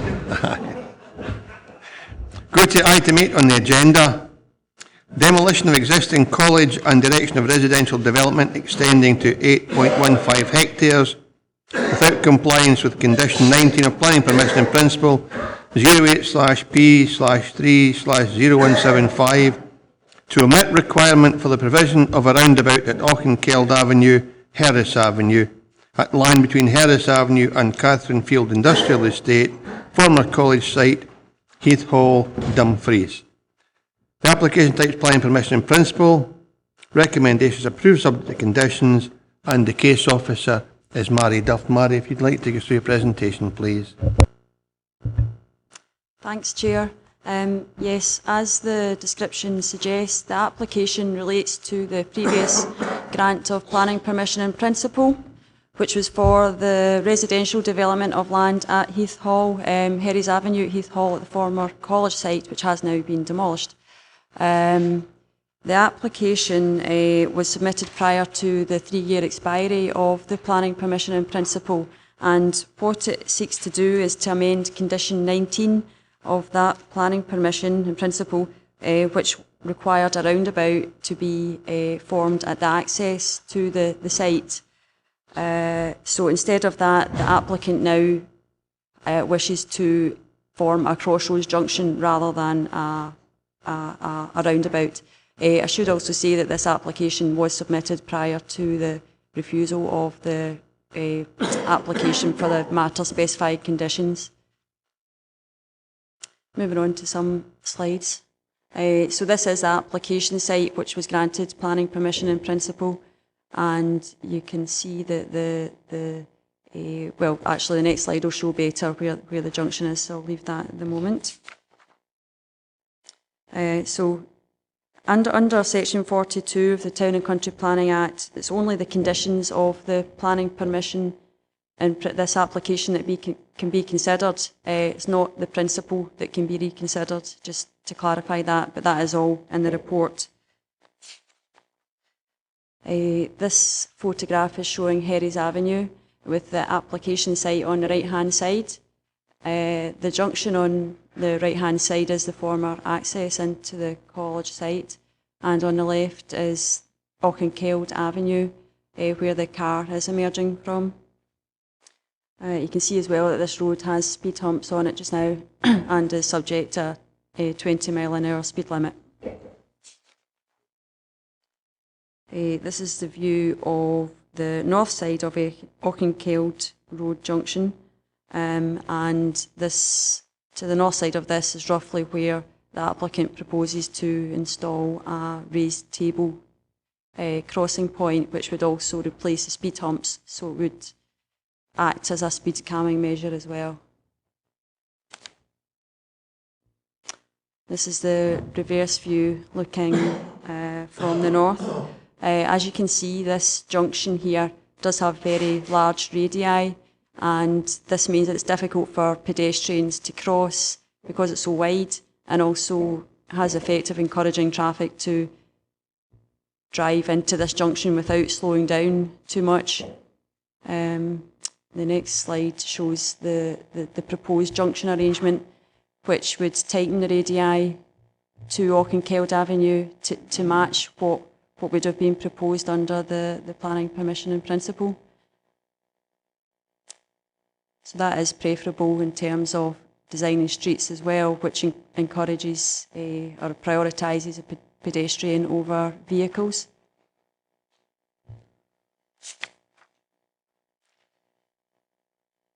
The speed table as well would also act as well as acting as a traffic calming measure. It would give pedestrians a raised area to cross the road. So in conclusion, it is recommended that this application is approved, which it would effectively be another grant of planning permission in principle for the residential development at Heathhall, but with condition 19 being amended, and the wording of that is in the committee report. It's actually now condition 18 being amended so that there is no need to form a roundabout as a junction. Thank you. Thanks for that, Mary. Any say? I'm sorry, I'm quite confused about this because I'm looking at number 1.5. I just want to know what, we had an application in here for this site, as it says here, which I presume is that one, the 08P30175. I just want to understand what this allows to happen or doesn't allow to happen if we don't agree it, because I'm not finding it very clear in the report. I'm sorry. I'm sure David will clarify for you. I'm sure the rest of you have all understood, but I failed to. It is actually quite a complicated issue. The whole Section 42 applications issue is something that heads of planning have been discussing for a number of months now to try and get absolutely clear. We ourselves, with Paul's assistance, took some legal advice on this pertaining to another application. What we thought, but weren't 100% sure, is that when you have a Section 42 application, basically that is just to vary a condition of an existing planning permission. We kind of thought it granted a whole new planning permission, but we weren't 100% sure. The legal opinion and the advice I heard just 2 weeks ago from the Scottish Government confirmed that is the case. So effectively what you'd be doing is, all they're applying for is the tweak, if you like, to the original planning permission principle about omitting the roundabout. But by dealing with that, you can't look at the principle again, but you are in effect granting them a whole new planning permission principle. So it is slightly complicated, but what you're not doing, and this is what paragraph 1.5 is making abundantly clear, the planning permission principle was granted the 08 application by the council before. This will be effectively renewing that permission with a variation to it, but it will not be granting planning permission for what you refused 2 meetings ago. That was the detailed application, if you like, that came in that showed the actual layout of the houses. That is, well, the applicants have to decide before, I think, about end of next month, whether or not they wish to appeal that. That's an entirely separate one. So this would actually effectively renew their outline planning permission principle, I should say, but with the slight amendment that instead of a roundabout, it's the raised speed table instead. So it is complicated. I do apologise. I'm trying to put it in as plain language as possible, but we've had a lot of discussions throughout Scotland exactly for the status of these Section 42 applications, but that's as I understand the situation. Councillor Gilroy. So what would the implications be if we didn't grant it? Well, as Valerie rightly said before, all you can really consider with this application is the condition that is before you. Yes, it has the effect of granting a new permission, but all that you can consider is the roundabout versus the speed table. So if you felt the roundabout was just absolutely brilliant, that was the best solution, and you weren't willing to countenance on road safety grounds, then you could refuse this application. Obviously, you've got the comments of the roads officer on this one. They have no objections to that, so that's something you'd have to weigh up as well. But really, the only thing that's before you today to consider is the roundabout versus the speed table that's now being proposed. So I suppose a lead on from Councillor Gilroy's question is, if we're reissuing an approval in principle, would the applicant have to submit a renewed planning application principle if we refuse this today? If you refuse this, they would obviously have a right of appeal, which if it was approved, then it would effectively have the same thing as granting them a new planning permission as well. If it was refused here, it went to an appeal, or they didn't appeal it, and the reporter threw it out, then yes, they're back at square one. But obviously the site is identified for residential development in the LDP, which would give them some solace. Thanks for that, David. Vice Chair? Thanks, Chair. So they have asked for the roundabout to be removed and the change of road layout on the basis of the partly on the basis of the refusal of the last application. Would that be correct? No. No, that, as Vary again said at the start, this application was submitted before that decision. It's been in quite a while, so this is sort of neutral as far as that one goes. It's not as a result of the previous decision. Okay, Councillor Hislop. Do we have any idea as to what the capacity of the junction will be going forward? I know there's no objections, but you know, if you've got, I think it was a 207 house in principle sort of area, that could be up to 600 cars. Can a crossroads accommodate that along with the Auchenkeld Avenue traffic? Because we don't want to be just at the limit. We would like to make sure, because in 3 or 4 years' time we'll be back here maybe asking for a roundabout because we can't take the traffic because it's a crossroads or something. I'm sure Vary will answer that, but I would guess because the roads officer has no objection, they've taken that into consideration. It's probably a question for a roads officer in any case, but Vary, can you assist? Really, just as you say, didn't get any objection from the roads officer. I would say as well that although it's not relevant to this application, the approval of matter specified conditions application proposed 2 accesses into the site, so it wasn't, and I think that may well have been specified in the planning permission principle as well, is that there was to be 2 accesses, so the 2 accesses from Herries Avenue. Thanks, Ivor. Councillor McCaughey. It's going to move it be granted, Chairman. We're only at questions for officers. Oh, sorry. Don't take on the leads for me. Just because I'm getting it wrong all day doesn't mean to say you are. Councillor Dryborough.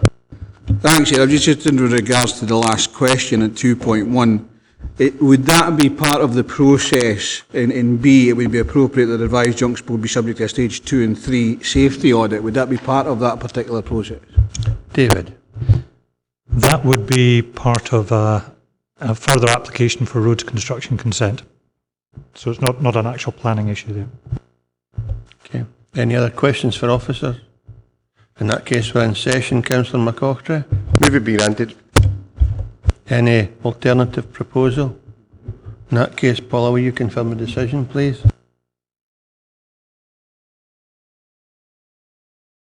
Committee is determined to approve the application subject to conditions as set out in the report. Thank you, Paula. We come to item 9 on the agenda. Planning application for A, demolition of disused hotel building. B, erection of café with first floor flatted dwelling house, demolition of hotel building at King's Arms Hotel, 31 Main Street, Glenluce, Newton Stewart.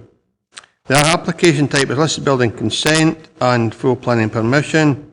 The recommendation is to refuse A and B, and the case officer is Billy Murray. You will note there are no speakers eligible to speak, but we do have a council member who called this report in, so he will be coming to the table to speak in due course. So Billy, will you take us through your presentation, please? Yes, thank you, Chair. As you say, these are 2 linked applications, the first being for listed building consent for total demolition of a former hotel building, which is category C listed, and a full planning permission application for a replacement building. Before I go through the presentation, could I just draw your attention to a minor typographical error in paragraph 4.11 on page 102, I think would be better corrected. In the second line of that paragraph, it should read, to build a new one does not necessarily in itself. So the word this should be deleted before does, and the word not should be inserted between does necessarily. So that line should read, than to build a new one does not necessarily in itself mean that repair, etc. Thanks, Billy. Okay, so as we say, this is an application for, firstly for demolition and then for construction of a new building to replace a listed former hotel. This is the application site on the northwest side of Main Street in Glenluce. Number of views as the site is at the moment. That's a picture of the rear elevation. You'll note from the planning history that listed building consent was previously granted for demolition of rear extensions to the property. 2010-2011 time. The property has remained, the rear elevation has remained essentially untouched since that time, so the rear extensions have just been demolished and it's been left like that. That's a view of the gable from the north as it is at the moment. That's a closer view of the rear elevation just to show its condition following the previous demolition and the fact that it's just been completely left since that time, just to show the remains of the rear elevation.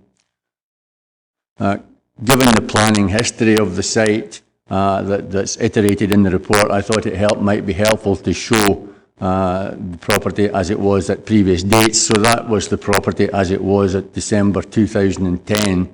That was before, at the time of consent for demolition of rear extensions. You can see the rear extensions there that have now been removed. Single chimney, monopitch roofed extension and a flat roofed extension on the side. That was the rear of the property just immediately following, more or less immediately following demolition at May 2011. You'll note that there's little change from that day to this in terms, well, there's further deterioration, but in terms of any stabilisation or weatherproofing of the building, there's no evidence of anything like that having been carried out. And that's the property as it was in October 2008 when it was still in operation as a hotel. This is just an indication of the central part of Glenluce to highlight the number of listed buildings in central Glenluce. All of the properties outlined in green are category C. All of the properties outlined in blue are category B. The one infilled in red is the application site itself. So there are quite a large number of listed properties on both sides of the main street in Glenluce. These are the submitted plans in relation to existing and proposed front elevation. Points to note that the upper view is the existing view. You'll note that the ridge height is higher than that adjacent to the left, and the frontage width is substantially wider. If you look at the proposed replacement building in the lower view, you'll see that the ridge line is reduced to accord with the adjoining building, and the frontage width is reduced. The dotted line on that plan shows the frontage width as it is, so and indeed the ridge line. So you can see that there's a lowering in the ridge line and a narrowing in the frontage width. These are existing proposed existing and proposed side and rear elevations.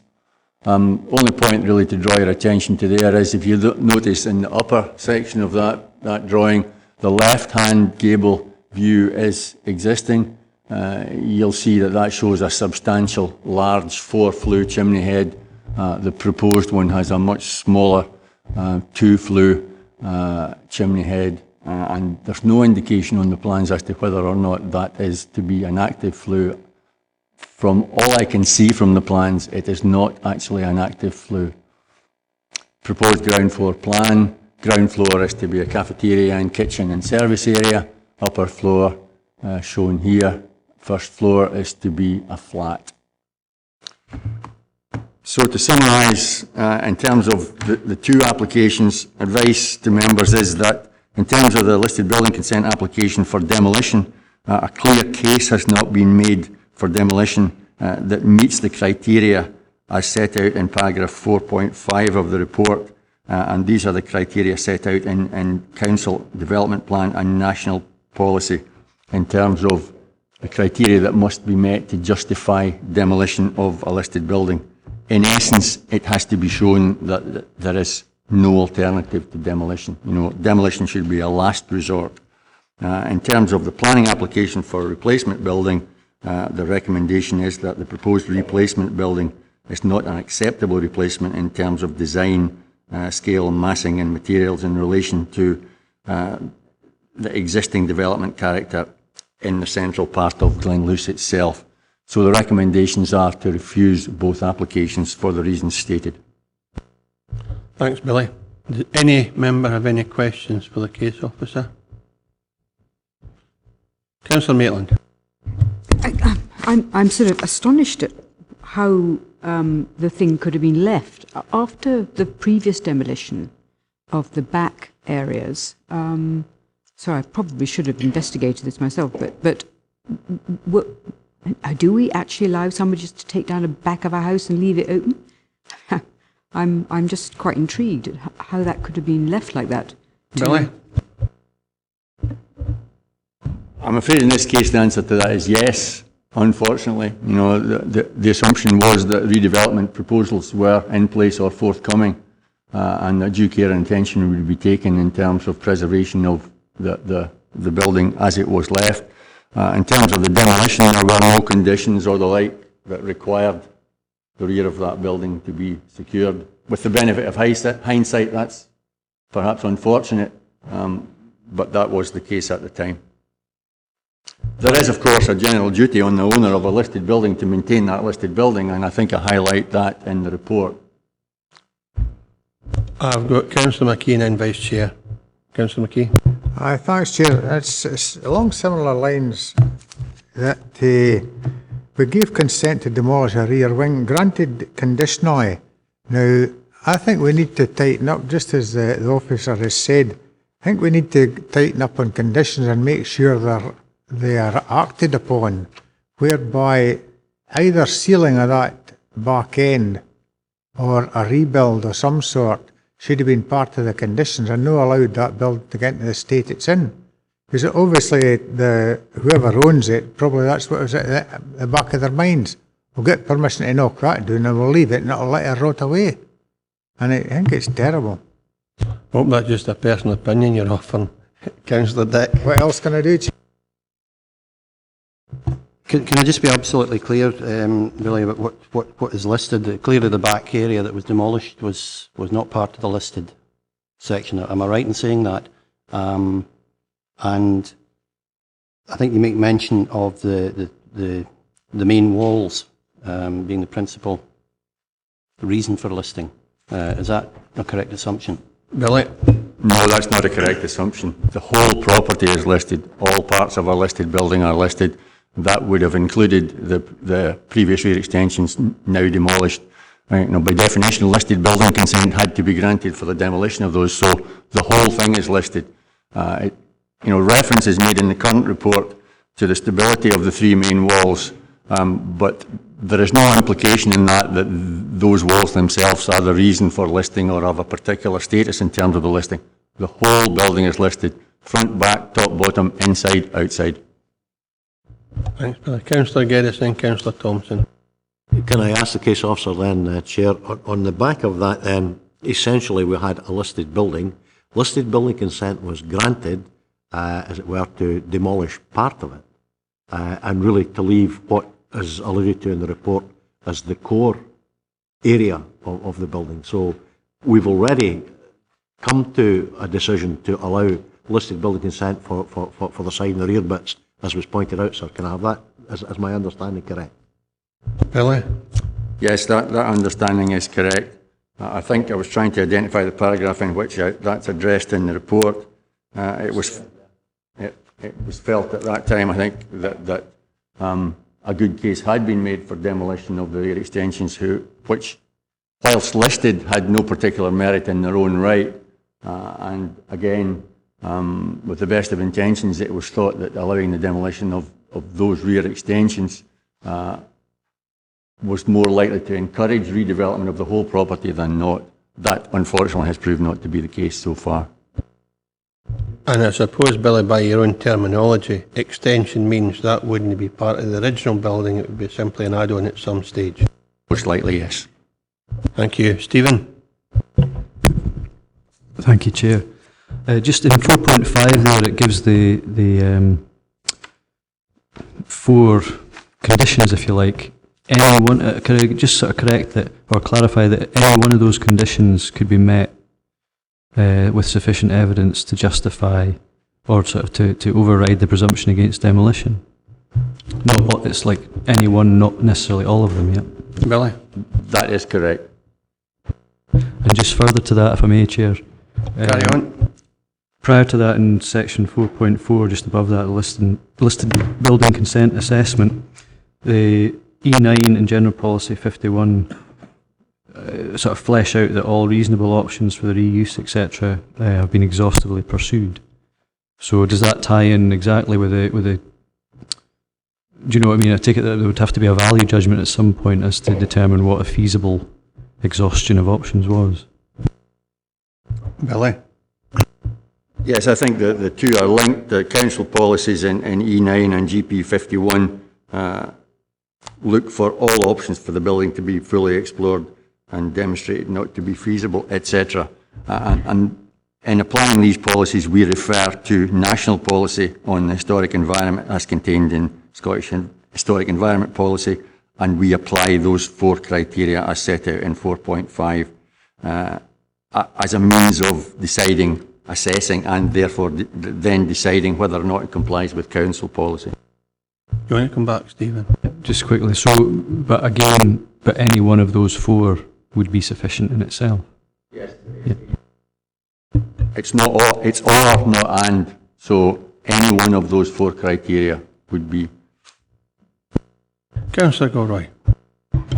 Just on the pictures you showed, I think, is it from 2011 or 2010 since the demolition happened? I can't remember. Could you just have a look at it? That, yeah, when was that? 2011. I just wonder if we don't grant what's asked for today and it's left like this, what does the planning department do? What are the enforcement things that it has? How do you maintain a building like this, which has been partially demolished, if you decide that actually we're not going to grant further demolition?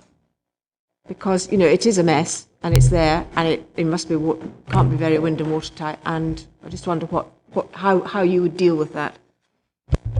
Billy? Subject to any correction by David, I would say there are 2 options.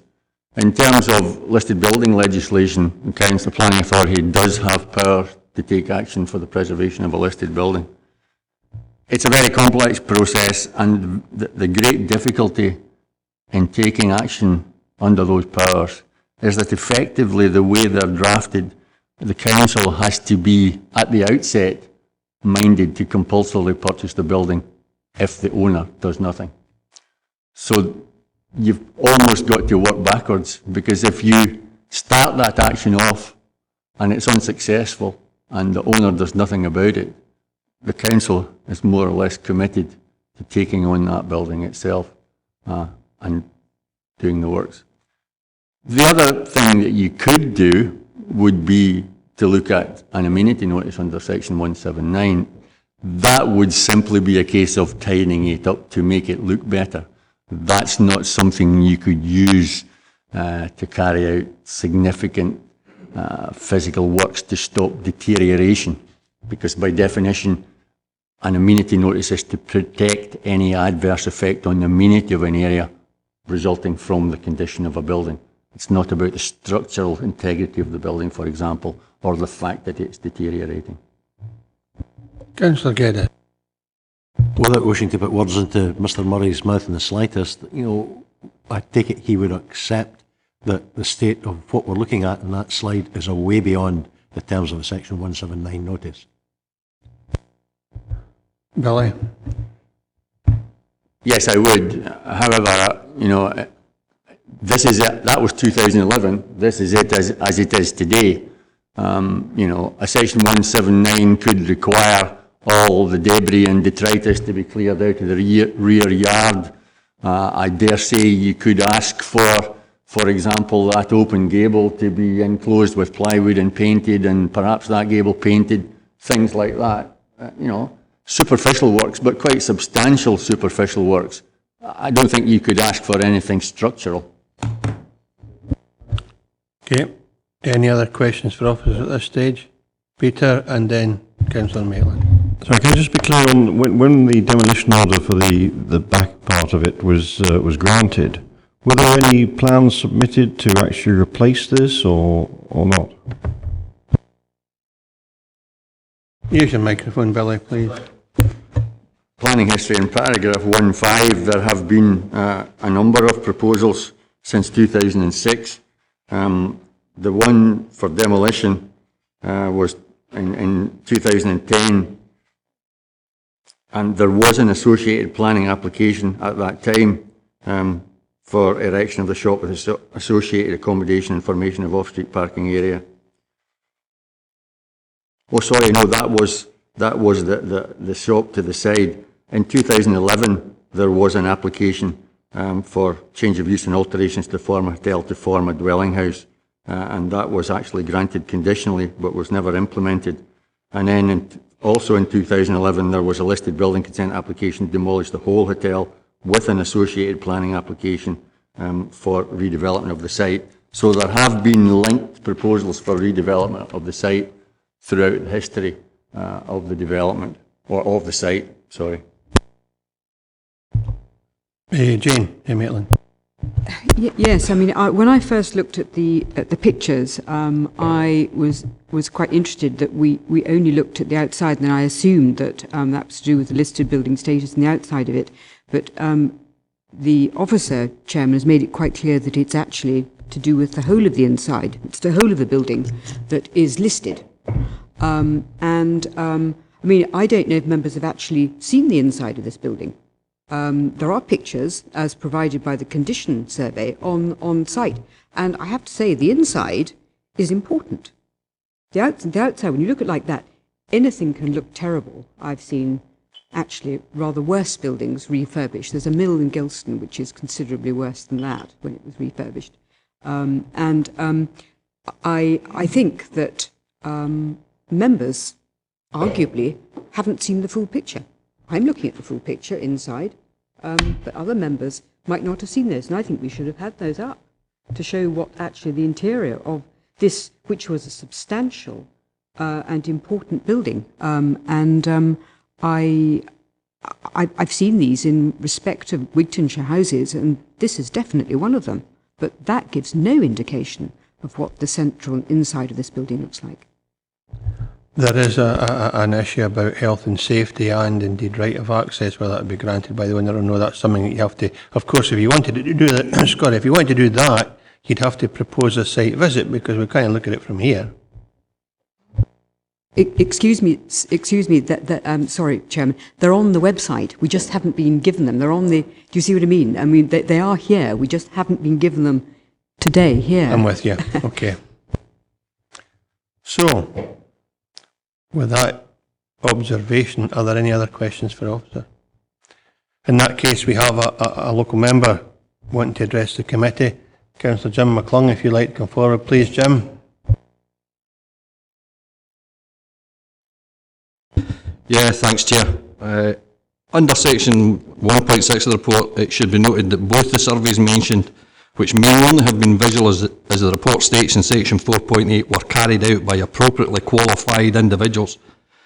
Section 4.3 mentions that the guiding principle of the structural plan is to encourage the growth and development of sustainable communities, and includes the aims of to support development of the local economy and to support urban and rural communities.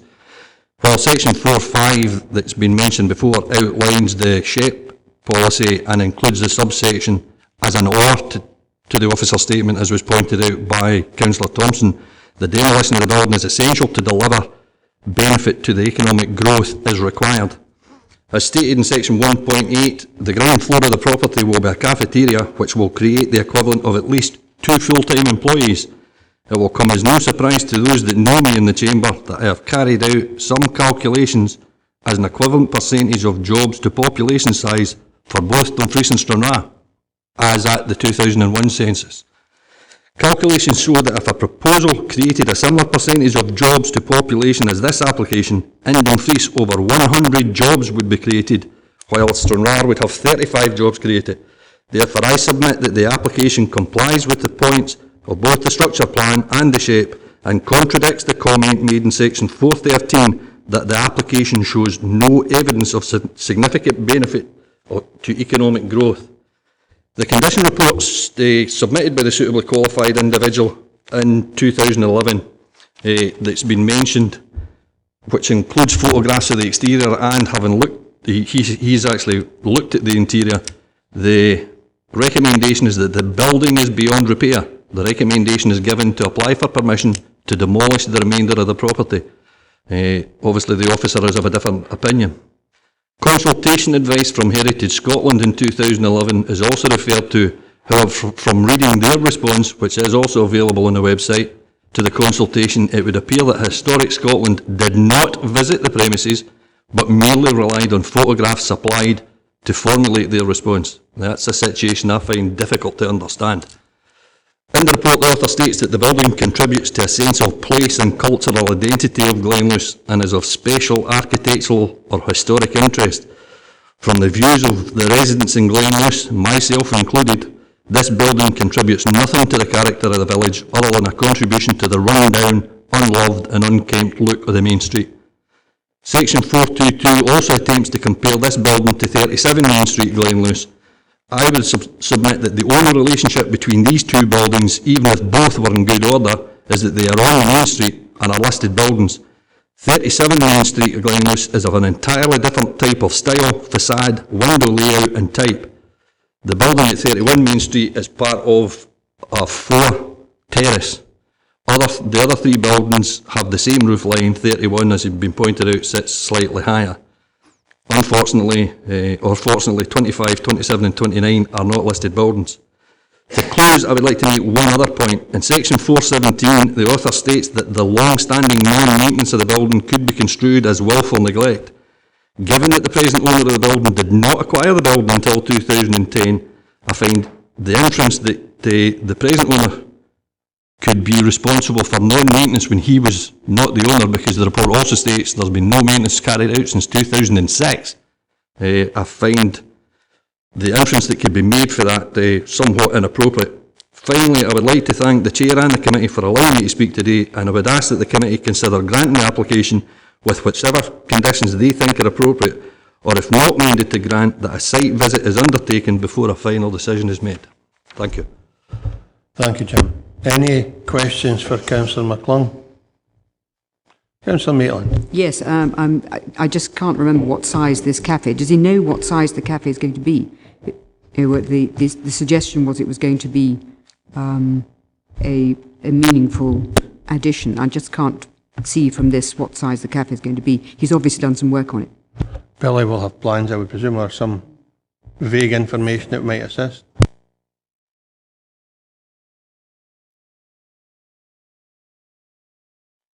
Use your microphone, Billy, please. I think the applicant indicated a number of jobs. I can't, off the top of my head, recall what that was. Would the frontal view again of the proposal help, Councillor Maitland, because it shows you the dotted line where the hotel exists currently and what the proposed frontage is? At least it'll give you some indication. Thank you, Chairman.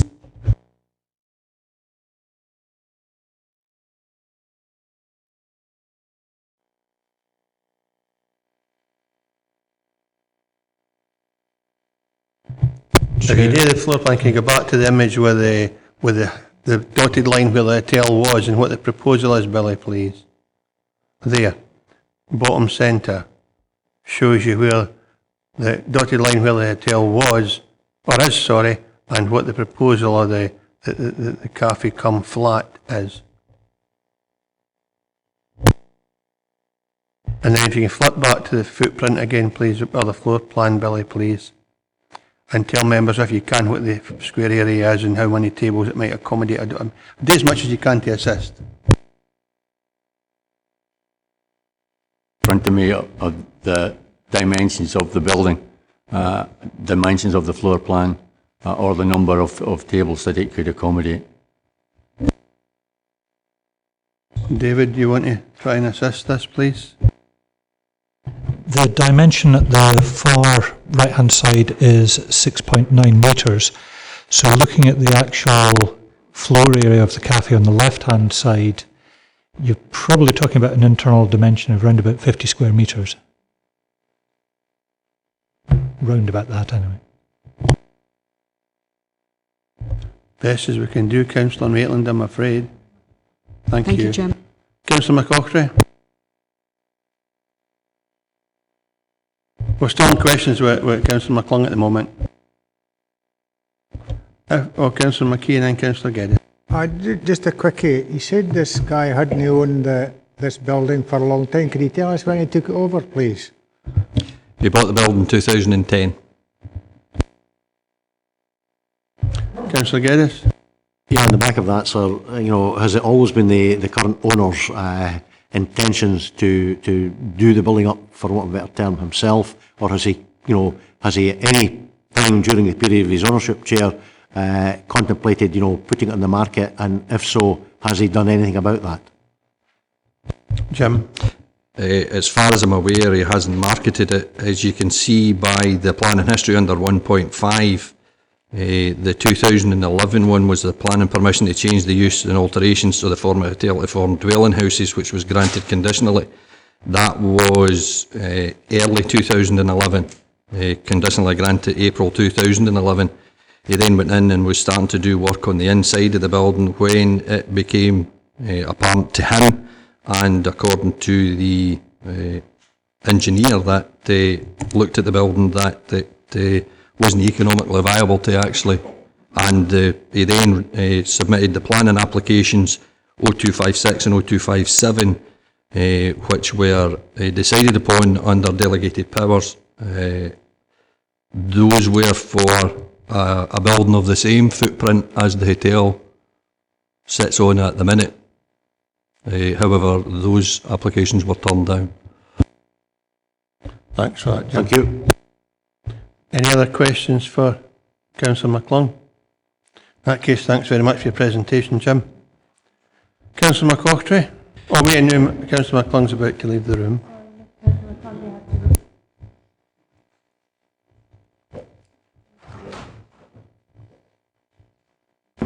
Councillor McCaughey? Yeah, I mean, I hear what Jim was saying, I hear what Billy's saying, but the thing is, they're making comparisons with other parts of the village, and we've got photographs here of these.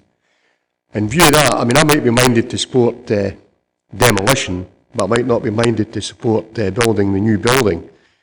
I take it we can do this in two halves. Do we have to, or is this one complete application, or is it two separate issues? That's the first question we'll answer, just a bit of guidance. Well, we'll maybe bury that first because Councillor Geddes is looking to speak. David, can you tell us whether we can break this into two sections or not, please? Yes, Chair. These are two separate applications which, for convenience, we put together as one report because they're inextricably linked, but it's entirely open to yourselves to make two different decisions on each of the applications.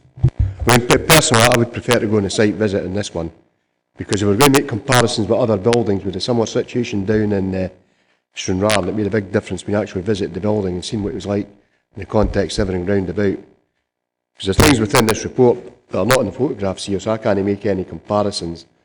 You know, Billy had one thing in the report, and Jim was contradicting what Billy was saying in his report. So I think, for my peace of mind, I'd like to see the lie of the land. Okay, Councillor Geddes. Well, I don't want to have this committee known as the peripatetic committee, Chair, but I would be, you know, very supportive of what Tom has suggested. I think in these circumstances it would be worthwhile, as it were, having a look. And making the point, I would have to concede that, you know, the applicant does not appear, in fact, to have, well, he's not marketed the premises on the basis that he himself has been wanting to do the building up and carry out the improvement or enhancement work, call it what you will.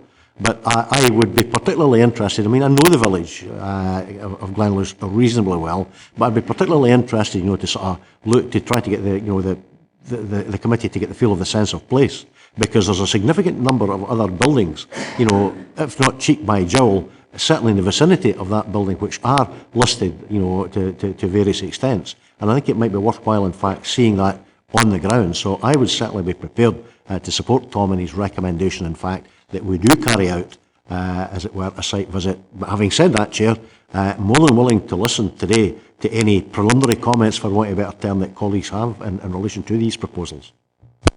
Councillor Maitland, then Councillor McKay. Could we possibly have a bit more information? There's talk about improving of access. Now, again, I think that's got to be something which members need to understand as well. That isn't in here. I think in this instance, because of the information which I don't think members have had, I'm talking about the internal pictures which make up part of what was on the website, should be provided to members, and there should be more information about the access, which I take from other members that if we were to go and look at it, we might be able to get that. So on this basis, I'm happy to agree to a site visit. Okay, if we're talking about access to the internal, no. No, there's talk about access to the shop. Could clarify that if I may. I think the reference to access was made in the agent's submission as a reason in support of the application. I perhaps should, in hindsight, should have expanded on that in the report. In actual fact, they were talking about vehicular access to the rear of the site by narrowing the building, and effectively our road's advice was that there was nothing wrong with the access as it was. Therefore, I didn't address it in the report, so apologies for that. Thanks, Billy. Councillor McKay. I'm concerned at this, Chair. We're between a rock and a hard place. There's 5 planning applications granted for 08 to 11, and not one of them has been acted upon. This person that Jim McComb raised the issue, the guy bought it and he was wanting to do whatever with it. It would appear that he just bought it and never got any guidance on what it was worth, what he could do with it or anything like that. And they're coming here for us to knock the blooming thing down because they haven't done their homework. Now, where does that leave us? Well, we can't, as a planning authority, give somebody advice on whether or not to buy a property and whether or not to try and do it up. That's something that's absolutely their right. We are where we are, and we always say that. We've found ourselves in a position that's particularly challenging. You've had a proposal. If there are any counter proposals, would you maybe just go with that? But I'll allow Councillor Geddes and Councillor Dryburgh, since they've been indicating they want to speak, then we'll come to a decision about what we've got to do with this. Councillor Geddes. Thanks very much indeed, Chair. Grateful as always. Perhaps, crave your indulgence maybe a wee bit further, because when you see that today, I mean, that is unacceptable dereliction, that's unacceptable blight. How we've got there and what the obligation of the property owners is not really germane to the point I'm making, but it's a wider question, sir. My understanding is that we agreed as elected members several years ago, in fact, to put money aside and to provide resourcing for what we called colloquially derelict buildings officers. Now, where is that money? I know that this is out with the parameters of this committee today, but the thrust of my question is, can we get a brief potted history of that in the wider parameters, and maybe it should be sent to all 47 members, not merely to members of this committee, because I'm looking at that, scratching my head and saying, but we took a decision as elected members and instructed provision to be made several years ago to make sure, in fact, with resources put in place, officers appointed to make sure that that sort of thing wasn't allowed to continue to moulder and go on. And it would seem to me that manifestly it's not happened. So what I'm really saying, and I'm grateful to you for your indulgence, is that can we perhaps get a briefing note as to where we are with the wider scenario in relation to properties such as that, sir? Thanks for your time. Thanks, Alistair. What I'll do is I'll ask either David or Paula to ensure that we ask the appropriate department to do that, because it's no for here. But I acknowledge exactly what you're saying, because you and I have discussed often our own particular issues that still exist, and they're the same as that. And we had identified 3 properties to try and address. It must be a year ago now, Kirkgunzeon, Lockerbie and Stranraer. And I'd be interested to see where we are with any of them. So you're quite right. But we need to make that as a request from this committee rather than a decision by the committee. Thanks, Alistair. Councillor Dryburgh. Thanks very much, Chair. It's just to come back to the site visit. I'm really quite keen to, especially if you look at that particular photograph. If you look at the house to the side of the van with the roof extension on it and things like that, you've got to say to yourself, is this really what we're wanting in this particular area? So I need to see the wider area, I think, and look at the other buildings round about to get a better understanding and maybe a more informed decision process for myself, not saying anybody else, but certainly for myself. I need to have a look at that. So a site visit for me would be the ideal thing. It would appear, I've not heard any dissent, it would appear that members are comfortable to have a site visit. And since we've agreed to have one anyway, we'll probably tie them both together in the same day. So Paula, can you advise members of the decision, please? Committee has determined to defer consideration of the applications to allow a site visit. Could I just ask for clarification there that members are not going to want to arrange for internal access? I think given the potential risk of a injury, no. It'll be an external visit only, although Councillor Maitland has made it quite clear that there are images of the interior of the building on the council website should people want to view it. Councillor Geddes? Well, some of us sprockled up and in and through Anne House in Stranraer and found it extremely informative. And I would like to think, provided we can meet the relevant health and safety requirements or issues, we should be seeking to do exactly that in relation to this building. After all, Chair, what's the life of a councillor worth? 50 grand. It's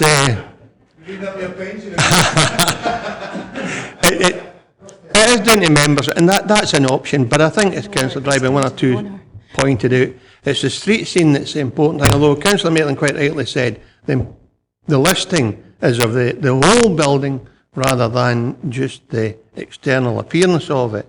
But it seems to be the street scene that's the issue, and how it fits and how we can protect the appearance of the community as a whole. But I'm absolutely in members' hands.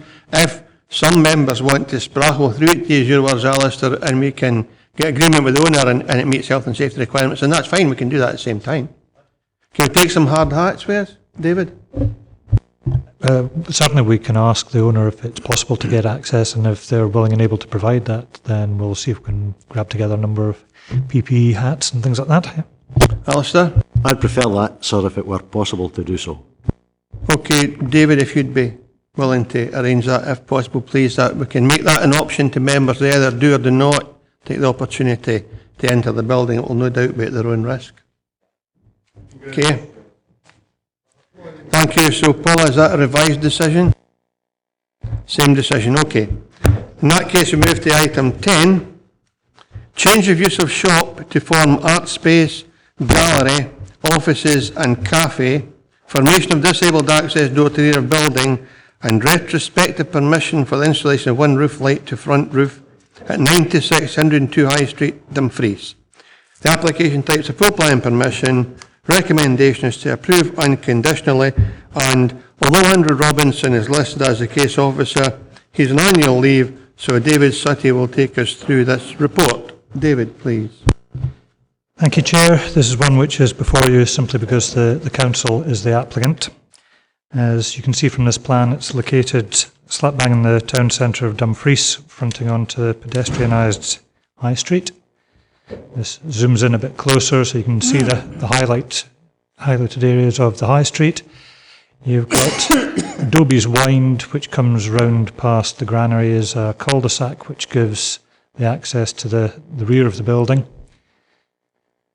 That zooms in a bit closer. You'll notice in the report that although marked blue on the plan there, a disabled parking space is proposed.